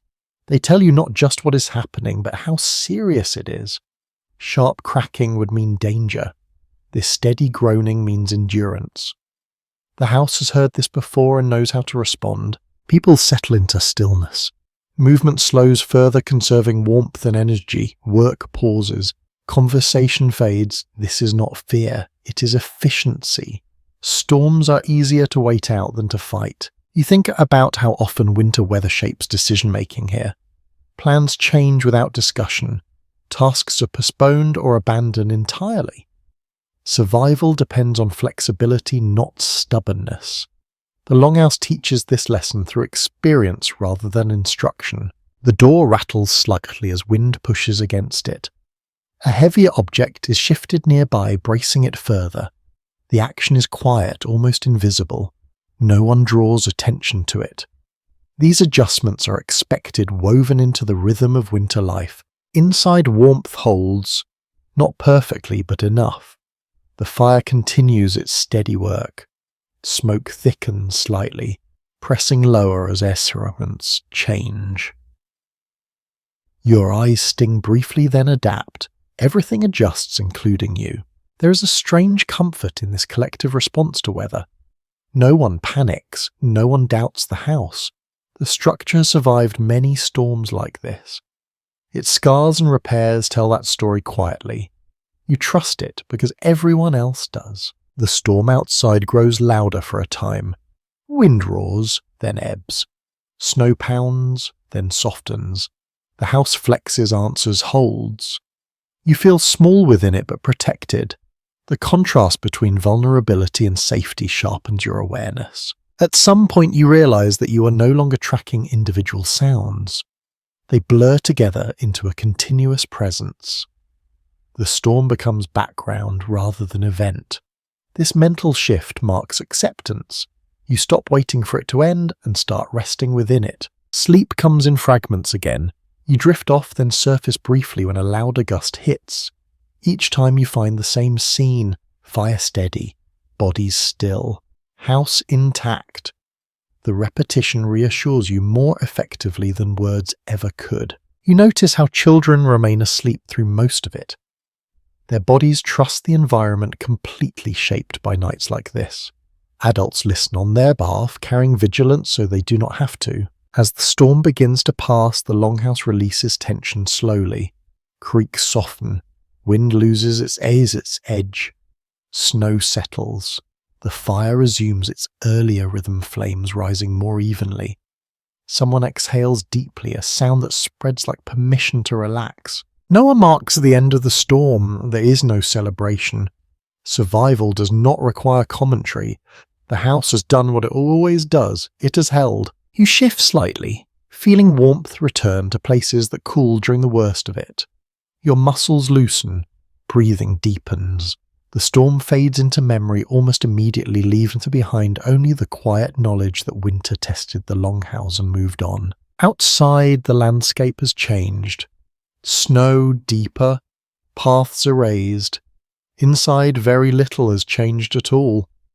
This stability is the Longhouse's greatest gift. It turns chaos into manageable sound, cold into distant pressure. As you settle again, letting sleep pull you under, more fully you carry that understanding with you. Winter weather is not conquered here. It is endured, listened to, and allowed to pass. The Longhouse breathes out one more time, steady and unbroken as the night deepens once more. When everyone is forced indoors for this long friction does not disappear. It just changes shape. You feel it in small pauses, looks that linger a second too long, in movements that are a bit sharper than they need to be. Winter presses people together, and pressure always finds weak points. A tool is set down too hard. Someone sighs louder than necessary. Another shifts position, abruptly jostling a neighbour. None of this sparks immediate confrontation. Instead, it hangs briefly in the air, then dissolves as the tension turns elsewhere. Conflict here rarely explodes. It simmers, contained by proximity and necessity. You notice how quickly people redirect themselves when irritation surfaces. Hands find work. Eyes turn toward the fire. Bodies move closer to warmth rather than toward argument. Winter teaches that anger wastes heat and energy. There is no room for dramatic gestures when survival depends on cooperation. Sometimes tension shows itself through stillness. A person withdraws slightly, offering shorter replies, avoiding shared tasks for a time. This retreat is respected. No one pushes for explanation. Space is given where it can be, even if it is only emotional rather than physical. Children sense these shifts before they understand them. They grow quieter, staying close to familiar bodies. Adults respond by softening their movements, lowering voices further. The Longhouse adjusts, smoothing itself out like water finding a level surface. There are moments, though, when restraint fails. A sharp word slips out. A disagreement over food portions or tool use surfaces unexpectedly. These moments are brief and contained. Voices rise just enough to be noticed, then fall again. Someone intervenes with a practical suggestion, redirecting focus to a task that needs doing. Winter favors solutions over explanations. You realize how much social skill is required to live like this. Managing your own reactions, reading others constantly, knowing when to speak and when to remain quiet. These abilities are sharpened by confinement. The Longhouse becomes a training ground for emotional restraint. You think about how grudges function here. Holding on to resentment would be exhausting. There is no escape from the person who irritates you. Letting go becomes practical, not moral. Annoyances are released out of necessity, not forgiveness. Humour plays a role in this balance. Dry remarks slip into conversation at just the right moment, diffusing tension without naming it. A familiar joke resurfaces. Laughter appears briefly, then fades. The mood lightens enough to continue. There is also hierarchy at work. Certain voices carry more weight. When they speak, tension dissolves faster. Their authority is not enforced loudly. It is accepted because it has proven reliable in past winters. Trust accumulates slowly like stored food. You sense how winter amplifies every small interaction. A kindness feels larger. A slight feels sharper. With nowhere to go, emotions echo longer. The Longhouse absorbs these echoes, but not without effort from those inside it. Physical closeness forces accountability. If you offend someone, you will see them again within minutes. There is no hiding. This immediacy discourages cruelty. It encourages quick repair, even if that repair is silent. You notice how conflict often resolves through shared work. Two people who have avoided each other find themselves lifting the same object, feeding the fire together, passing a bowl back and forth. Words are unnecessary. Cooperation rebuilds trust faster than apology. There is uncertainty in how often serious disputes occur during winters like this. Stories and later records suggest both harmony and violence depending on circumstance. Sitting here, you sense that most days fell somewhere in between. Not peaceful, not chaotic, managed. You feel your own patience stretched and then steadyed by this environment. Small annoyances lose importance. What matters is warmth, food, and the quiet assurance that others will do their part. Winter strips priorities down to essentials. As night deepens again, tensions soften. Fatigue dulls sharp edges. People settle back into familiar positions, sharing space without much comment. Whatever friction existed earlier has been absorbed into routine. The fire glows low. Breathing evens out. The Longhouse becomes calm again, not because conflict never arose, but because it was contained, redirected, and allowed to fade. Outside, the cold remains indifferent to human feelings. Inside, people learn night after night how to live closely without breaking. This skill may not be spoken of, but it is practiced constantly, shaped by winter and necessity. You rest easier, now aware that endurance here depends as much on managing emotions as managing cold.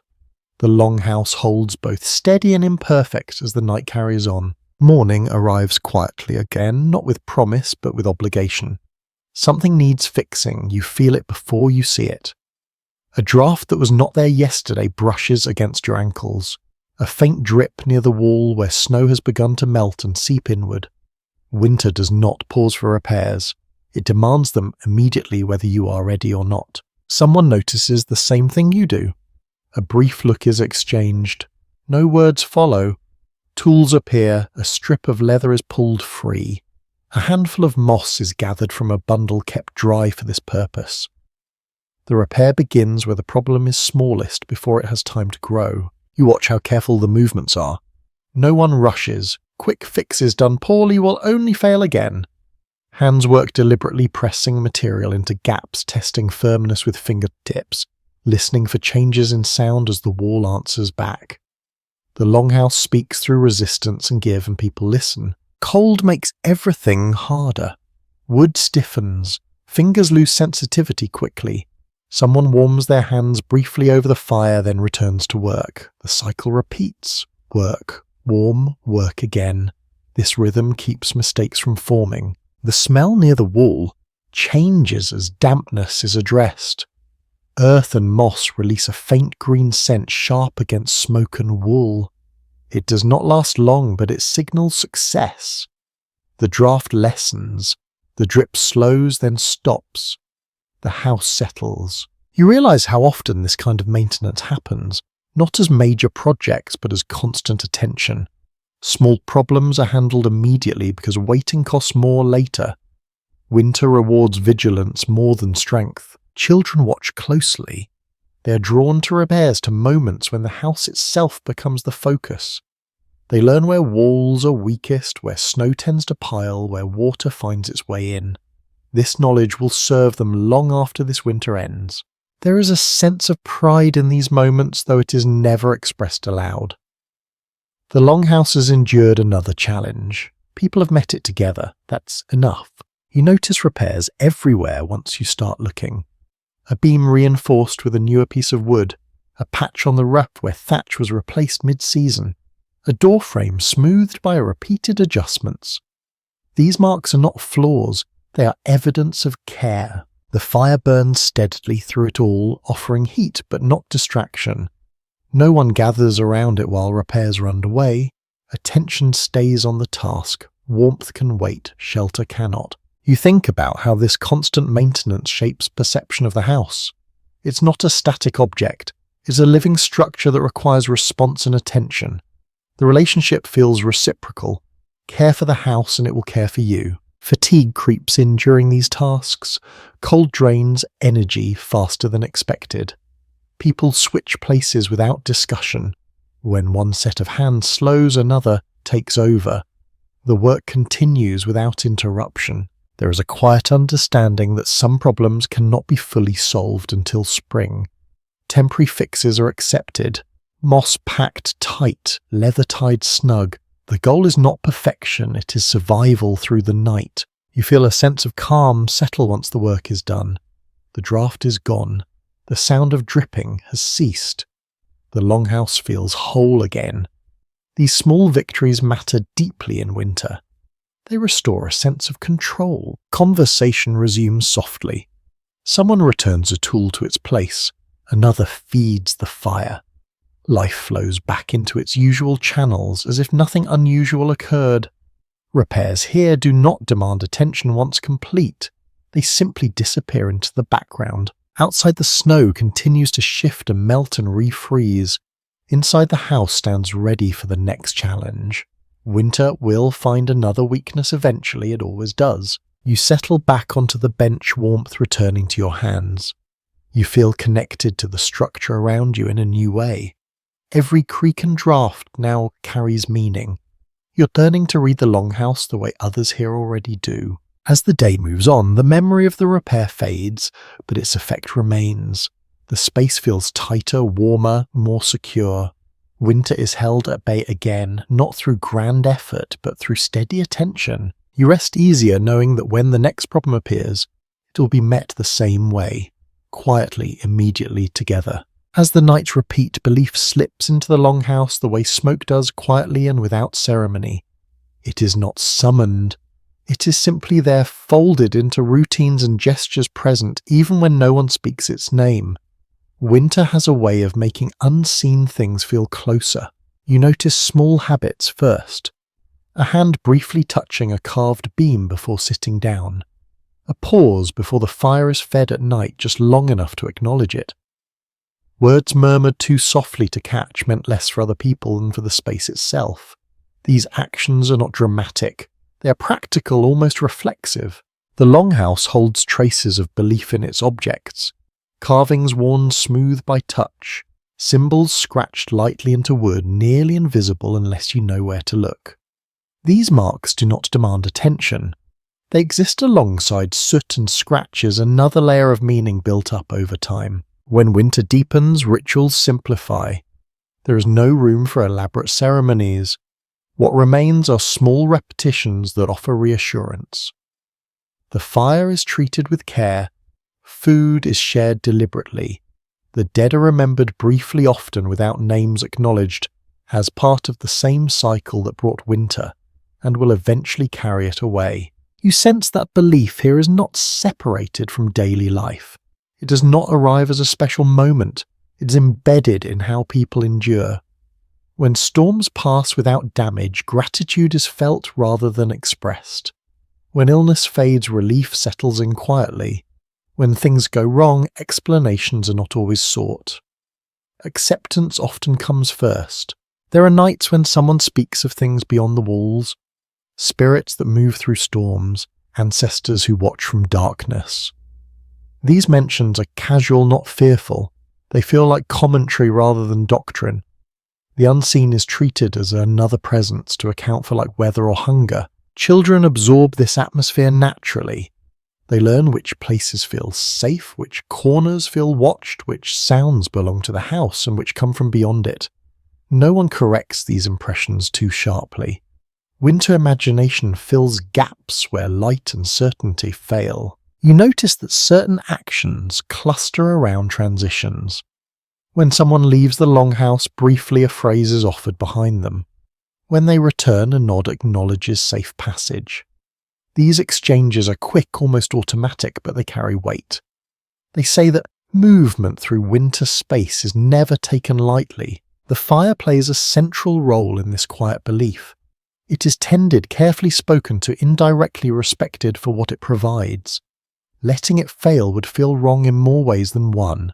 It represents continuity in a season defined by interruption and loss. You think about how belief adapts to confinement. With fewer external markers, attention turns inward. Dreams gain importance. Unexplained noises linger longer in the mind. The boundary between thought and environment softens. Winter encourages reflection, sometimes whether you want it or not. There are moments when someone questions a practice, wondering aloud if it still matters. The response is usually a shrug. Maybe it does, maybe it does not. It has worked so far, that is enough. Winter does not invite philosophical debates. It invites continuity. Objects associated with belief are handled gently. A small charm is moved closer to the fire to warm. A token is tucked into clothing before sleep. These acts are not framed as protection against specific threats. They are expressions of readiness, a way to feel aligned with forces larger than the Longhouse. You realize that belief here is not about certainty, it is about comfort in not knowing. Winter presents too many variables to control. Accepting that some things lie beyond effort allows focus to remain on what can be done. As the night deepens, as talk of belief fades again, silence returns, but the sense of presence remains threaded through the space. It is felt in how people settle more easily after storms, in how fear rarely lingers once danger passes, in how hope persists quietly without announcement. You feel this atmosphere affect you too. The Longhouse seems thicker, more enclosing, as if holding not just bodies but thoughts. You find yourself listening differently, attuned not only to sound, but to absence, to pauses, to shifts that cannot be fully explained. There is no single belief shared by everyone here. Variations exist. Some hold tightly to certain ideas, others treat them lightly. Winter allows this flexibility. It asks only that belief support endurance, not fracture it. As you prepare to rest again, you notice someone trace a familiar pattern on the bench beside them, a habit done without thought. Another closes their eyes and exhales slowly, as if setting something aside for the night.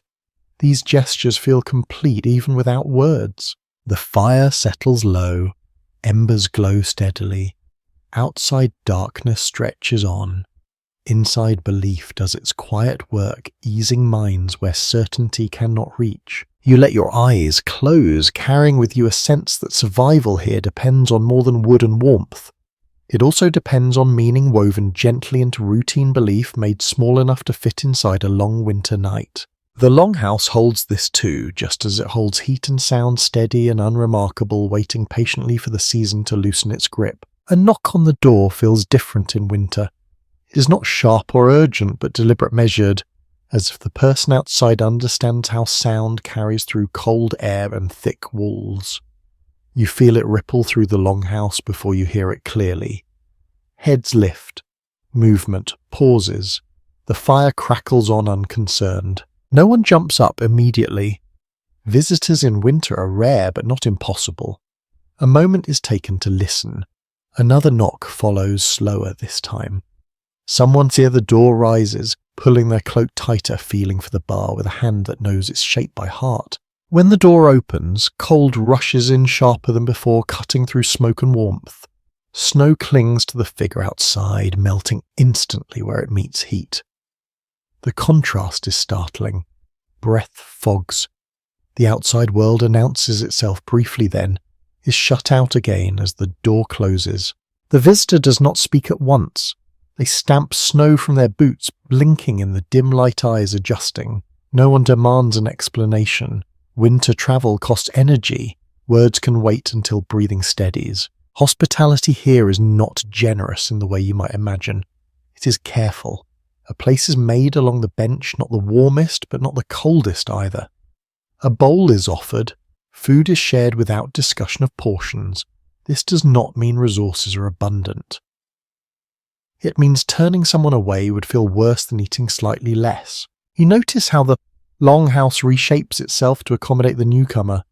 Bodies shift subtly, making space. Cloaks overlap. Someone moves closer to the fire to free warmth for others. These adjustments happen without coordination. Winter has trained everyone in this choreography. The visitor carries news, though it emerges slowly. A path blocked by snow, a roof collapsed elsewhere. A relative staying longer than planned. Each detail lands with quiet weight. Information matters more in winter. It shapes decision days in advance. You see how questions are asked gently, not prying. Energy is conserved even in curiosity. The visitor answers between sips of something warm, voice low and rough from cold. Their presence brings the outside world into focus, reminding everyone that the Longhouse is not the whole of winter, just a refuge within it. There is a brief moment of tension as people calculate supplies in their heads. How long might this guest stay? How much food remains? These thoughts do not show on faces. Instead, routine continues. The pot simmers, the fire is fed, normalcy absorbs the disruption. Children stare openly, curiosity winning over reserve. They study the visitor's clothing, their frost-stiffened hair, the unfamiliar wear on their boots. An adult gently redirects them, but not before curiosity has had its fill. Winter guests are stories made flesh. You notice how the visitor's presence changes the sound of the room. Conversation picks up slightly, then settles again. The Longhouse feels fuller, not just physically, but mentally. Another perspective has entered, carrying the weight of travel and uncertainty. As night deepens, the visitor's exhaustion becomes clear. Words trail off. Movement slow. Someone offers a thicker wrap. There indicates where to sleep. No one expects gratitude. Enduring winter together is payment enough.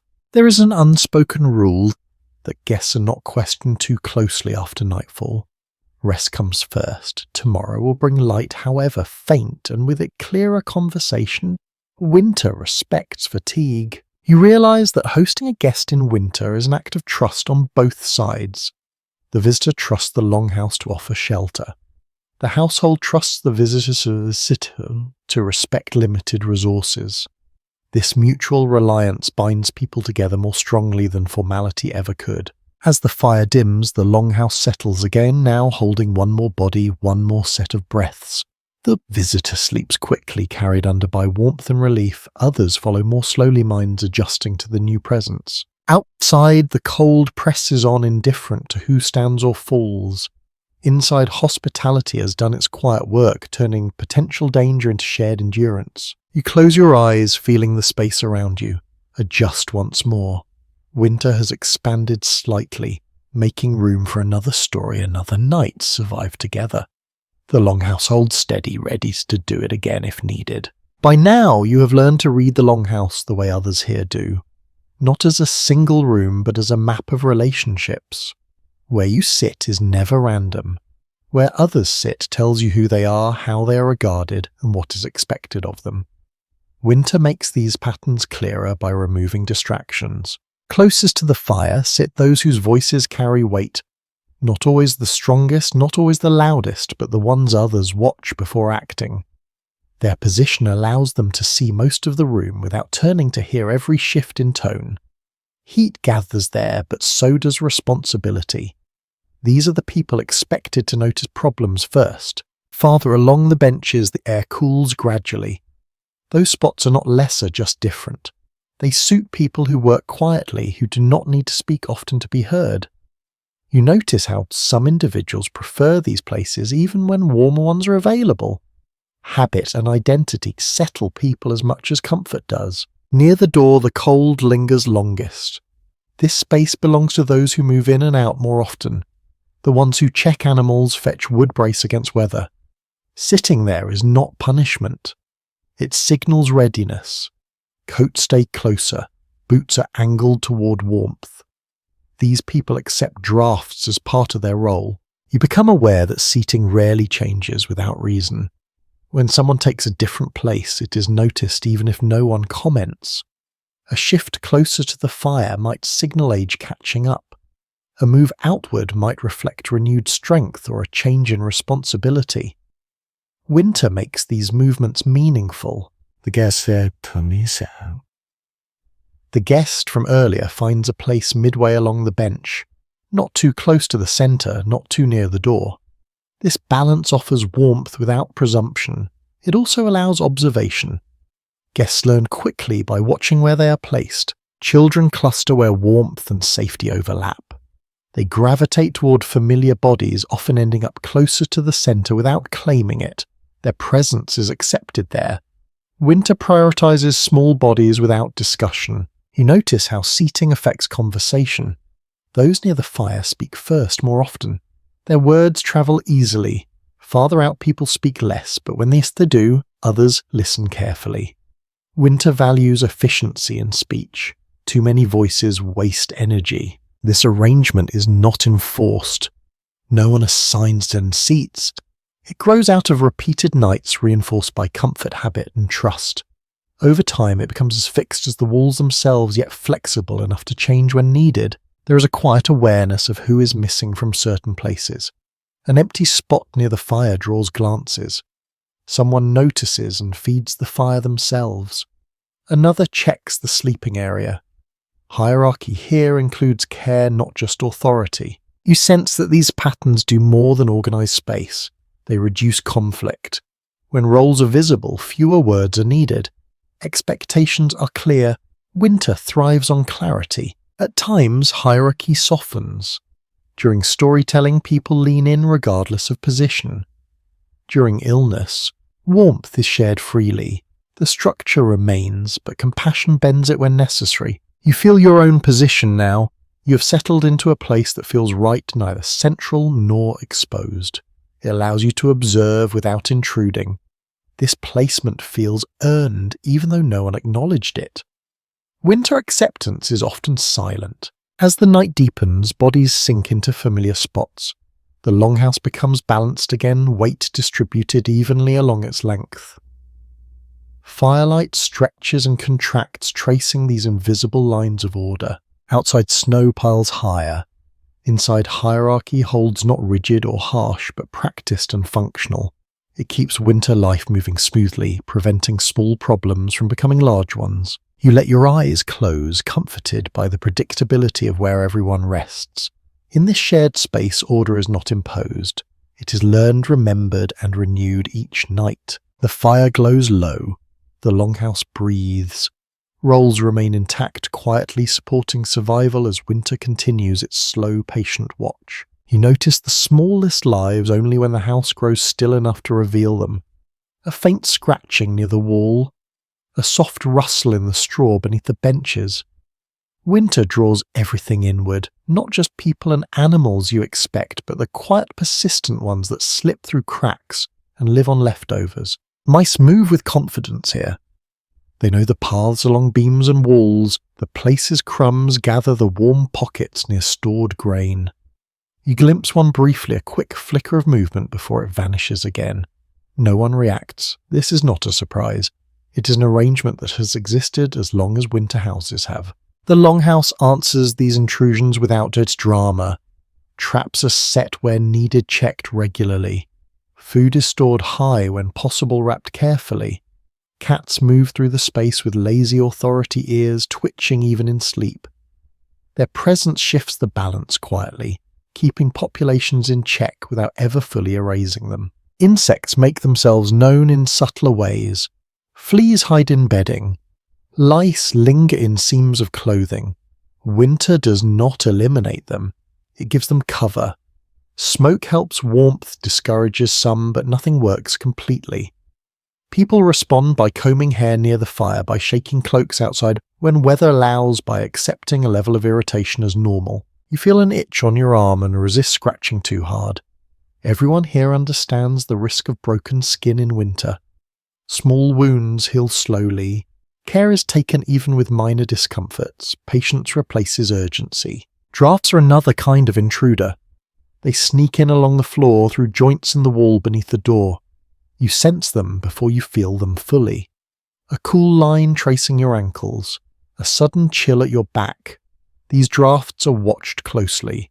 When they appear, they are blocked with whatever is at hand. A rolled hide. Extra straw. A shift in seating. The longhouse is never fully sealed. It breathes by necessity.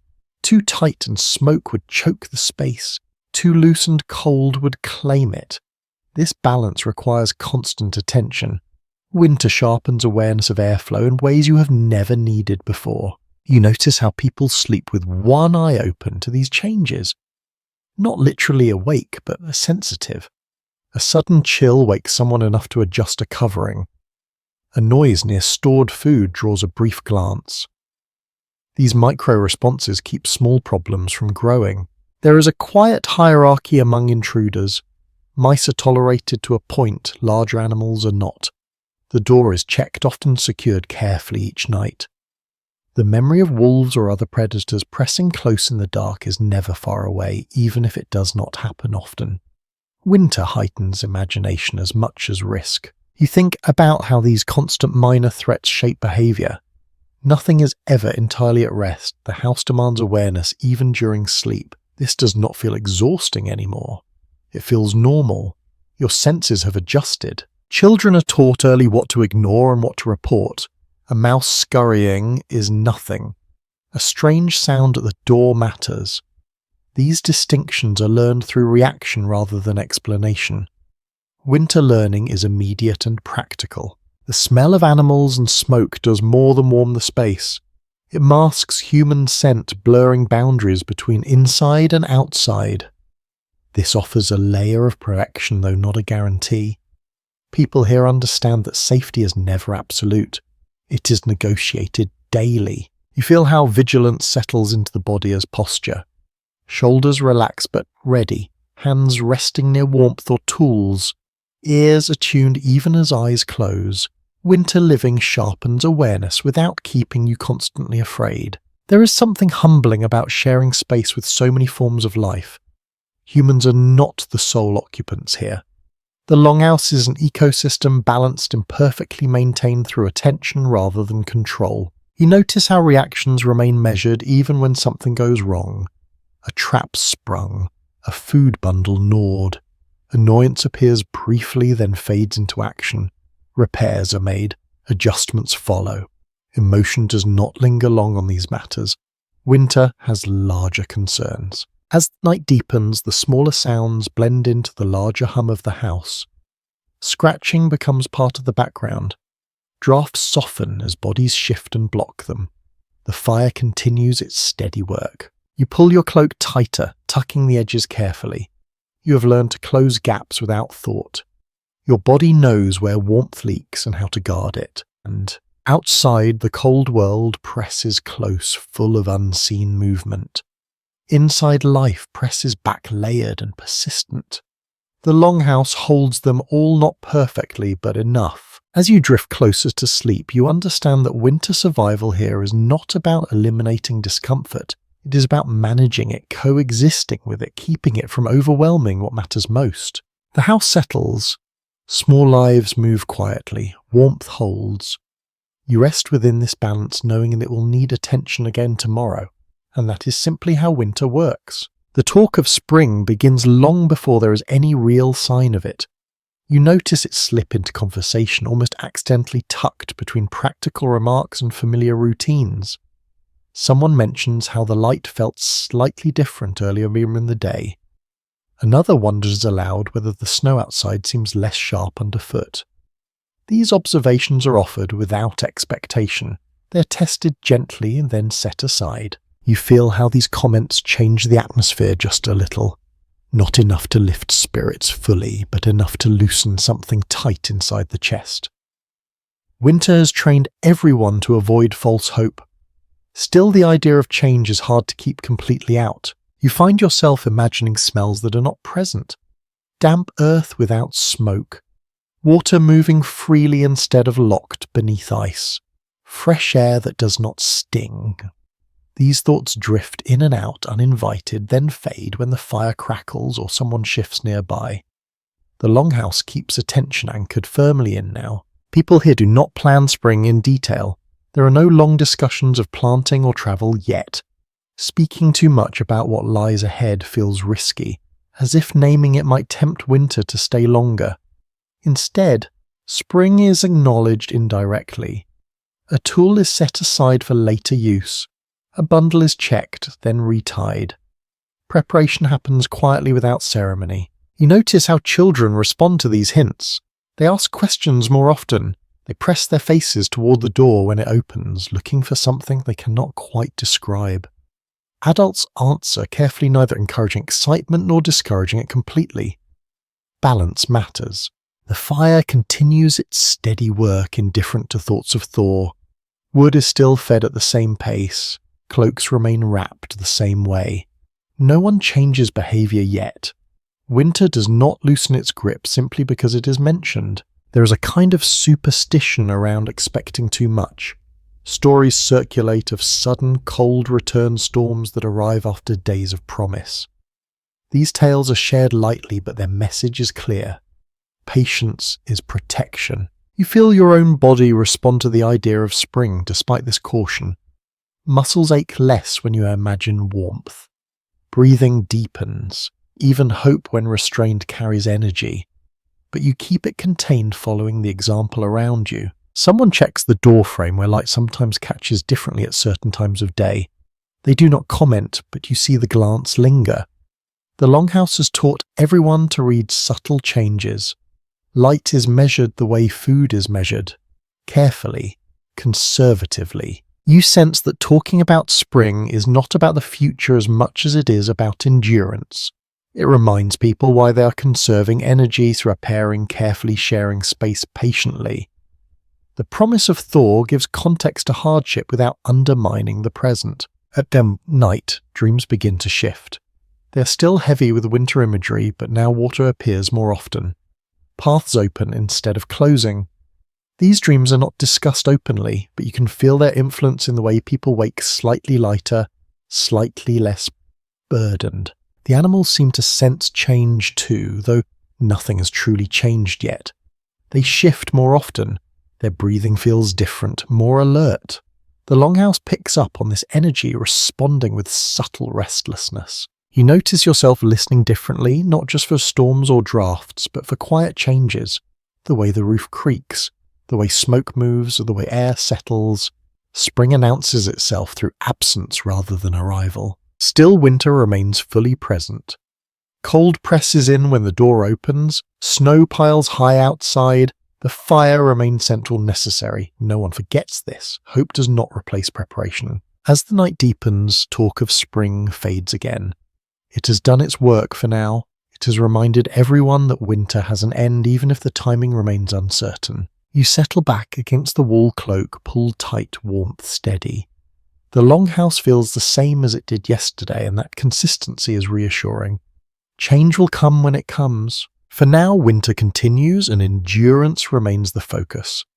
But somewhere beneath the smoke and wool and quiet breath, the idea of spring rests small and patient, waiting for the right moment to rise. You begin to sense a shift that has nothing to do with weather, and everything to do with posture. People sit a little straighter now. Movements feel more deliberate, less guarded. Winter is still here, but it no longer feels endless. Endurance has quietly turned into confidence. No one announces this change. It shows itself in small ways. A laugh lasts a moment longer. A task is taken up without hesitation. Someone volunteers to step outside without the usual pause. These are not acts of bravery. They are signs that the season has been met and managed. You feel it in yourself as well. The cold still reaches you, but it does not sink as deeply. Your body knows what to expect now. You know how to wrap your cloak just right. You know where to sit to avoid drafts. The Longhouse has taught you its lessons, and they have taken hold. Pride here does not look like celebration. It looks like calm. People do not boast about surviving winter nights. They simply continue carrying that knowledge quietly.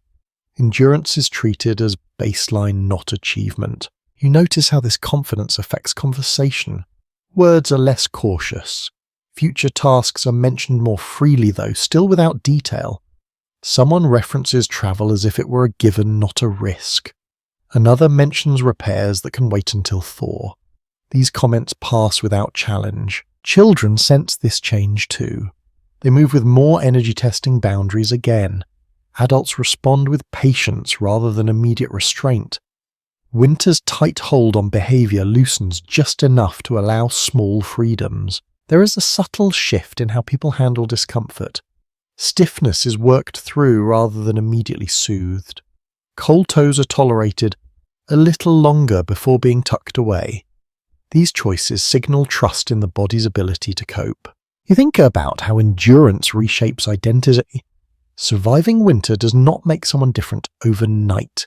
It reinforces who they already are: capable, attentive, reliable. These qualities are proven through repetition, not crisis. The Longhouse reflects this change as well. It feels less tense, sounds are softer, even the fire seems steadier, fed with confidence rather than vigilance. Repairs hold, the drafts are anticipated and managed before they become noticeable. There is no forgetting what winter demands, supplies are still counted, firewood is still guarded, illness is still watched closely, but fierce retreated. Knowledge has replaced it. You realize that this quiet pride binds people together. Everyone knows what has been endured. No one needs to say it. Shared experience speaks loudly enough. At night sleep deepens slightly. Fewer people hover near wakefulness. Trust spreads. The house holds and people believe it will continue to do so. You settle into your place feeling this steadiness carry you. Winter has tested everyone here and everyone has answered in their own way. Its answer lingers now, shaping how the days unfold. As the fire dims and the room grows quiet once more, you understand that survival itself has become a source of strength. Not loud, not dramatic, just present. Winter remains outside, cold and patient. Inside, endurance has turned into something warmer. A quiet assurance that whatever comes next, you know how to meet it. Your body feels different now, not rested exactly but shaped. Muscles know where to hold tension and where to let it go. You notice it when you rise from the bench without the familiar hesitation, when your feet find the warmest patches of earth automatically. Winter has been working on you, quietly changing how you move and how you stand. Posture shifts first. Shoulders roll forward slightly, protecting the chest from cold. Chin tucks down without thought. Arms stay close to the body, conserving heat.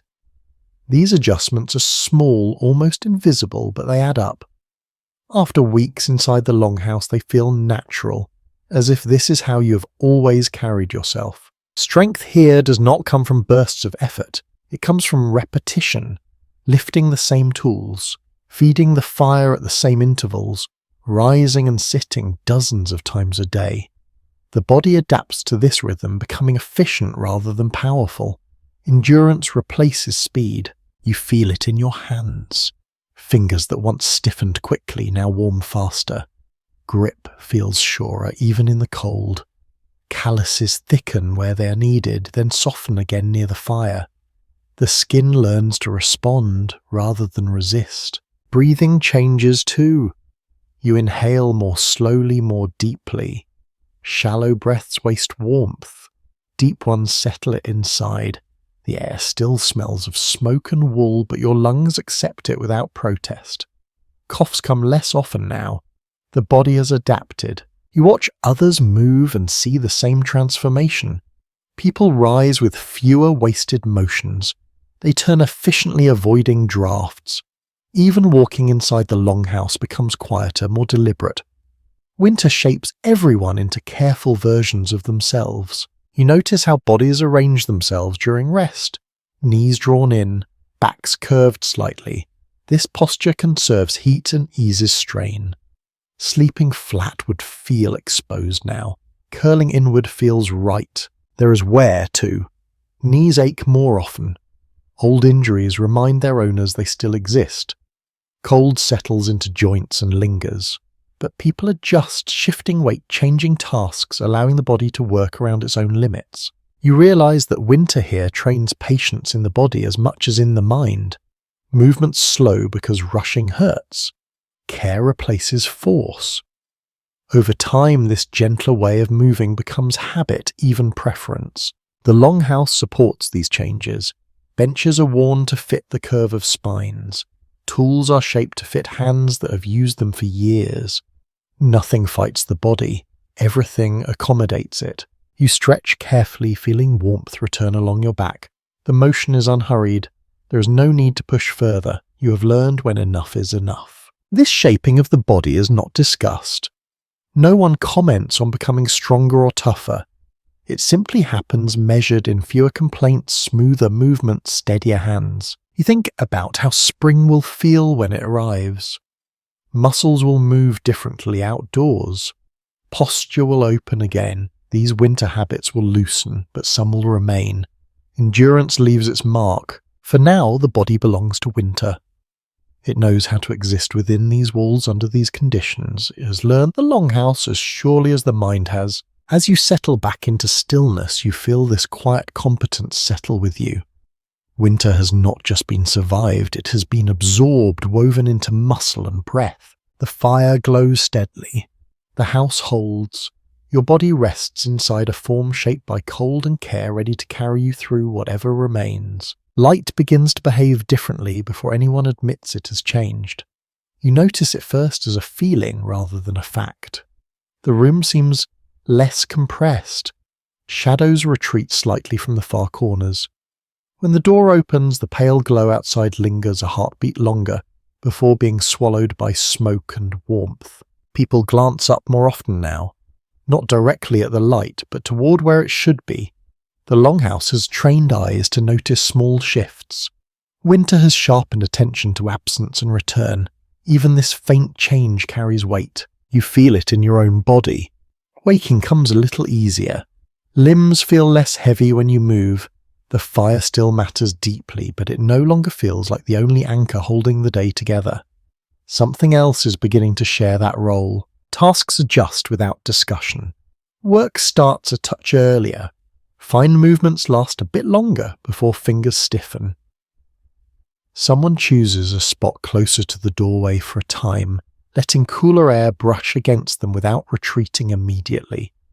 These are experiments, cautious and brief, testing what the season will allow. Children notice the light more openly.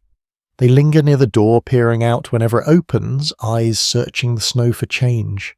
Adults do not stop them. Curiosity is no longer seen as wasted energy. It becomes a signal that endurance has done its job. The fire responds too. Smoke thins slightly during certain hours, lifting higher before spreading. Air circulates differently. You find yourself standing more often, letting heat reach parts of your body that were once too cold to expose. The balance shifts. Conversation changes tone. People speak of things not immediately present.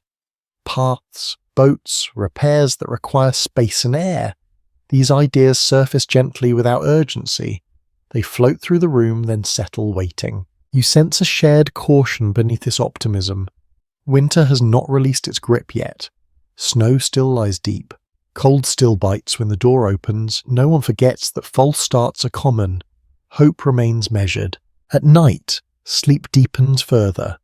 Listening relaxes. The soundscape remains familiar, but vigilance eases. Trust in the house strengthens as days lengthen, however slightly. The sense of waiting transforms into anticipation. You realize how profoundly light shapes the mind. Without it, endurance feels endless. With its return, effort gains direction. Even a few extra moments of brightness give shape to time again. The Longhouse itself feels less burdened. Creaks soften. Drafts feel less sharp. Repairs hold more easily. The structure seems to exhale, preparing for a different rhythm. You rest back against the wall, letting this change settle into you. Winter has taught patience. Light offers reward, not relief, but recognition. The season has been faced and answered. As evening falls, darkness still returns, but it does so more gently now. The fire glows. Shadows gather. Yet beneath it all, the sense of endless night has loosened. You close your eyes, knowing that tomorrow will bring a little more of what today hinted at. Not enough to rush, just enough to continue. Winter loosens slowly, like a knot you have been living with for so long that you almost forget it can untie. You notice it in things that would have meant nothing weeks ago. A small drip near the doorway that no longer freezes instantly.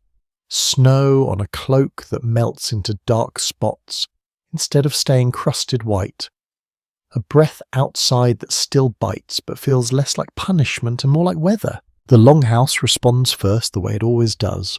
The walls seem to relax, the roof creaks less urgently. Smoke rises a little higher before spreading, as if the air itself has found more space to move. You still feel the cold when the door opens, but now it comes with a hint of dampness, the promise of thaw tucked inside it like a secret. People do not celebrate. They do not rush outside and throw their arms wide to the sky. Winter has trained them out of dramatic gestures. Instead, you see small changes. Someone leaves the door open for an extra breath longer than usual, peering out, not because they're reckless, but because they're curious. Another steps outside and stays there just a little more, letting their eyes adjust to the pale light in the wider world. Inside, routines remain steady, but they begin to soften at the edges. The fire is still tended, though its urgency feels less sharp. Cloaks are still worn, though a few loosen at the throat. People stretch more often, testing stiff joints, as if checking whether the season will allow a wider range of motion. The animals grow more restless too. They shift more frequently, their warmth less essential now, but still welcome. Their breath carries a different tone, not sleepy endurance, but faint readiness. You sense it in the way they listen to the door opening, the way their bodies angle slightly toward outside air. Food remains preserved, still familiar, but portions feel less tense. Not larger, just less heavy with worry. Someone speaks briefly about what they might do when the ground softens, a repair that has been postponed, a tool that will be needed outdoors. The words are casual, offered, the way you might mention a distant place you plan to visit without assuming the road is clear yet. You realise that winter has not ended. Not fully. It can still return with a final storm, still bite hard at night, still punish carelessness. But something has changed in how it feels inside your chest. The season is no longer endless. It is a thing with a boundary, and that boundary is beginning to show itself. You step closer to the door when it opens again. Cold air slides in, but it carries the faintest scent of wet earth beneath snow. It is subtle, almost imagined, yet your body responds immediately. Your shoulders lift, then relax. Your breathing deepens. Your mind stretches outward, as if it has been waiting for permission to do so. And then, as the evening arrives, you sense the Longhouse preparing for night in a slightly different way. Not bracing as tightly, not drawing in as sharply. Still careful, still practical, but less clenched. People settle onto the benches with the same familiarity, yet their faces look softer in the firelight. The space feels less like a fortress and more like a home again. Now the pacing slows and your thoughts soften with it. You let yourself lie back, feeling the worn wood beneath you, the gentle weight of wool, the steady presence of others nearby. The fire murmurs, the animals breathe. Outside the world remains quiet, snow still covering most things, but the air is changing slowly, patiently, the way seasons always do. You listen to the roof and it sounds calmer. You listen to the walls and they hold without complaint. You listen to your own breathing and it feels easier, like your body has been waiting for this small easing all along. You do not need to do anything with this moment. You do not need to chase spring. You can simply rest inside the last stretch of winter, letting it fade at its own pace. The Longhouse has carried you through the coldest nights, through smoke and closeness and storms and stillness, and it will carry you through these gentler nights as well. Your eyelids grow heavy again. The firelight blurs into warmth. Sounds soften into a single steady hush. You feel safe. You feel held. You feel the season turning quietly without fanfare, like a page being turned in a book you have almost finished. And as you drift, you let the image of the Longhouse remain with you, steady and warm against the cold outside, the kind of shelter that does not shout but simply stays. Sweet dream, sweet dream.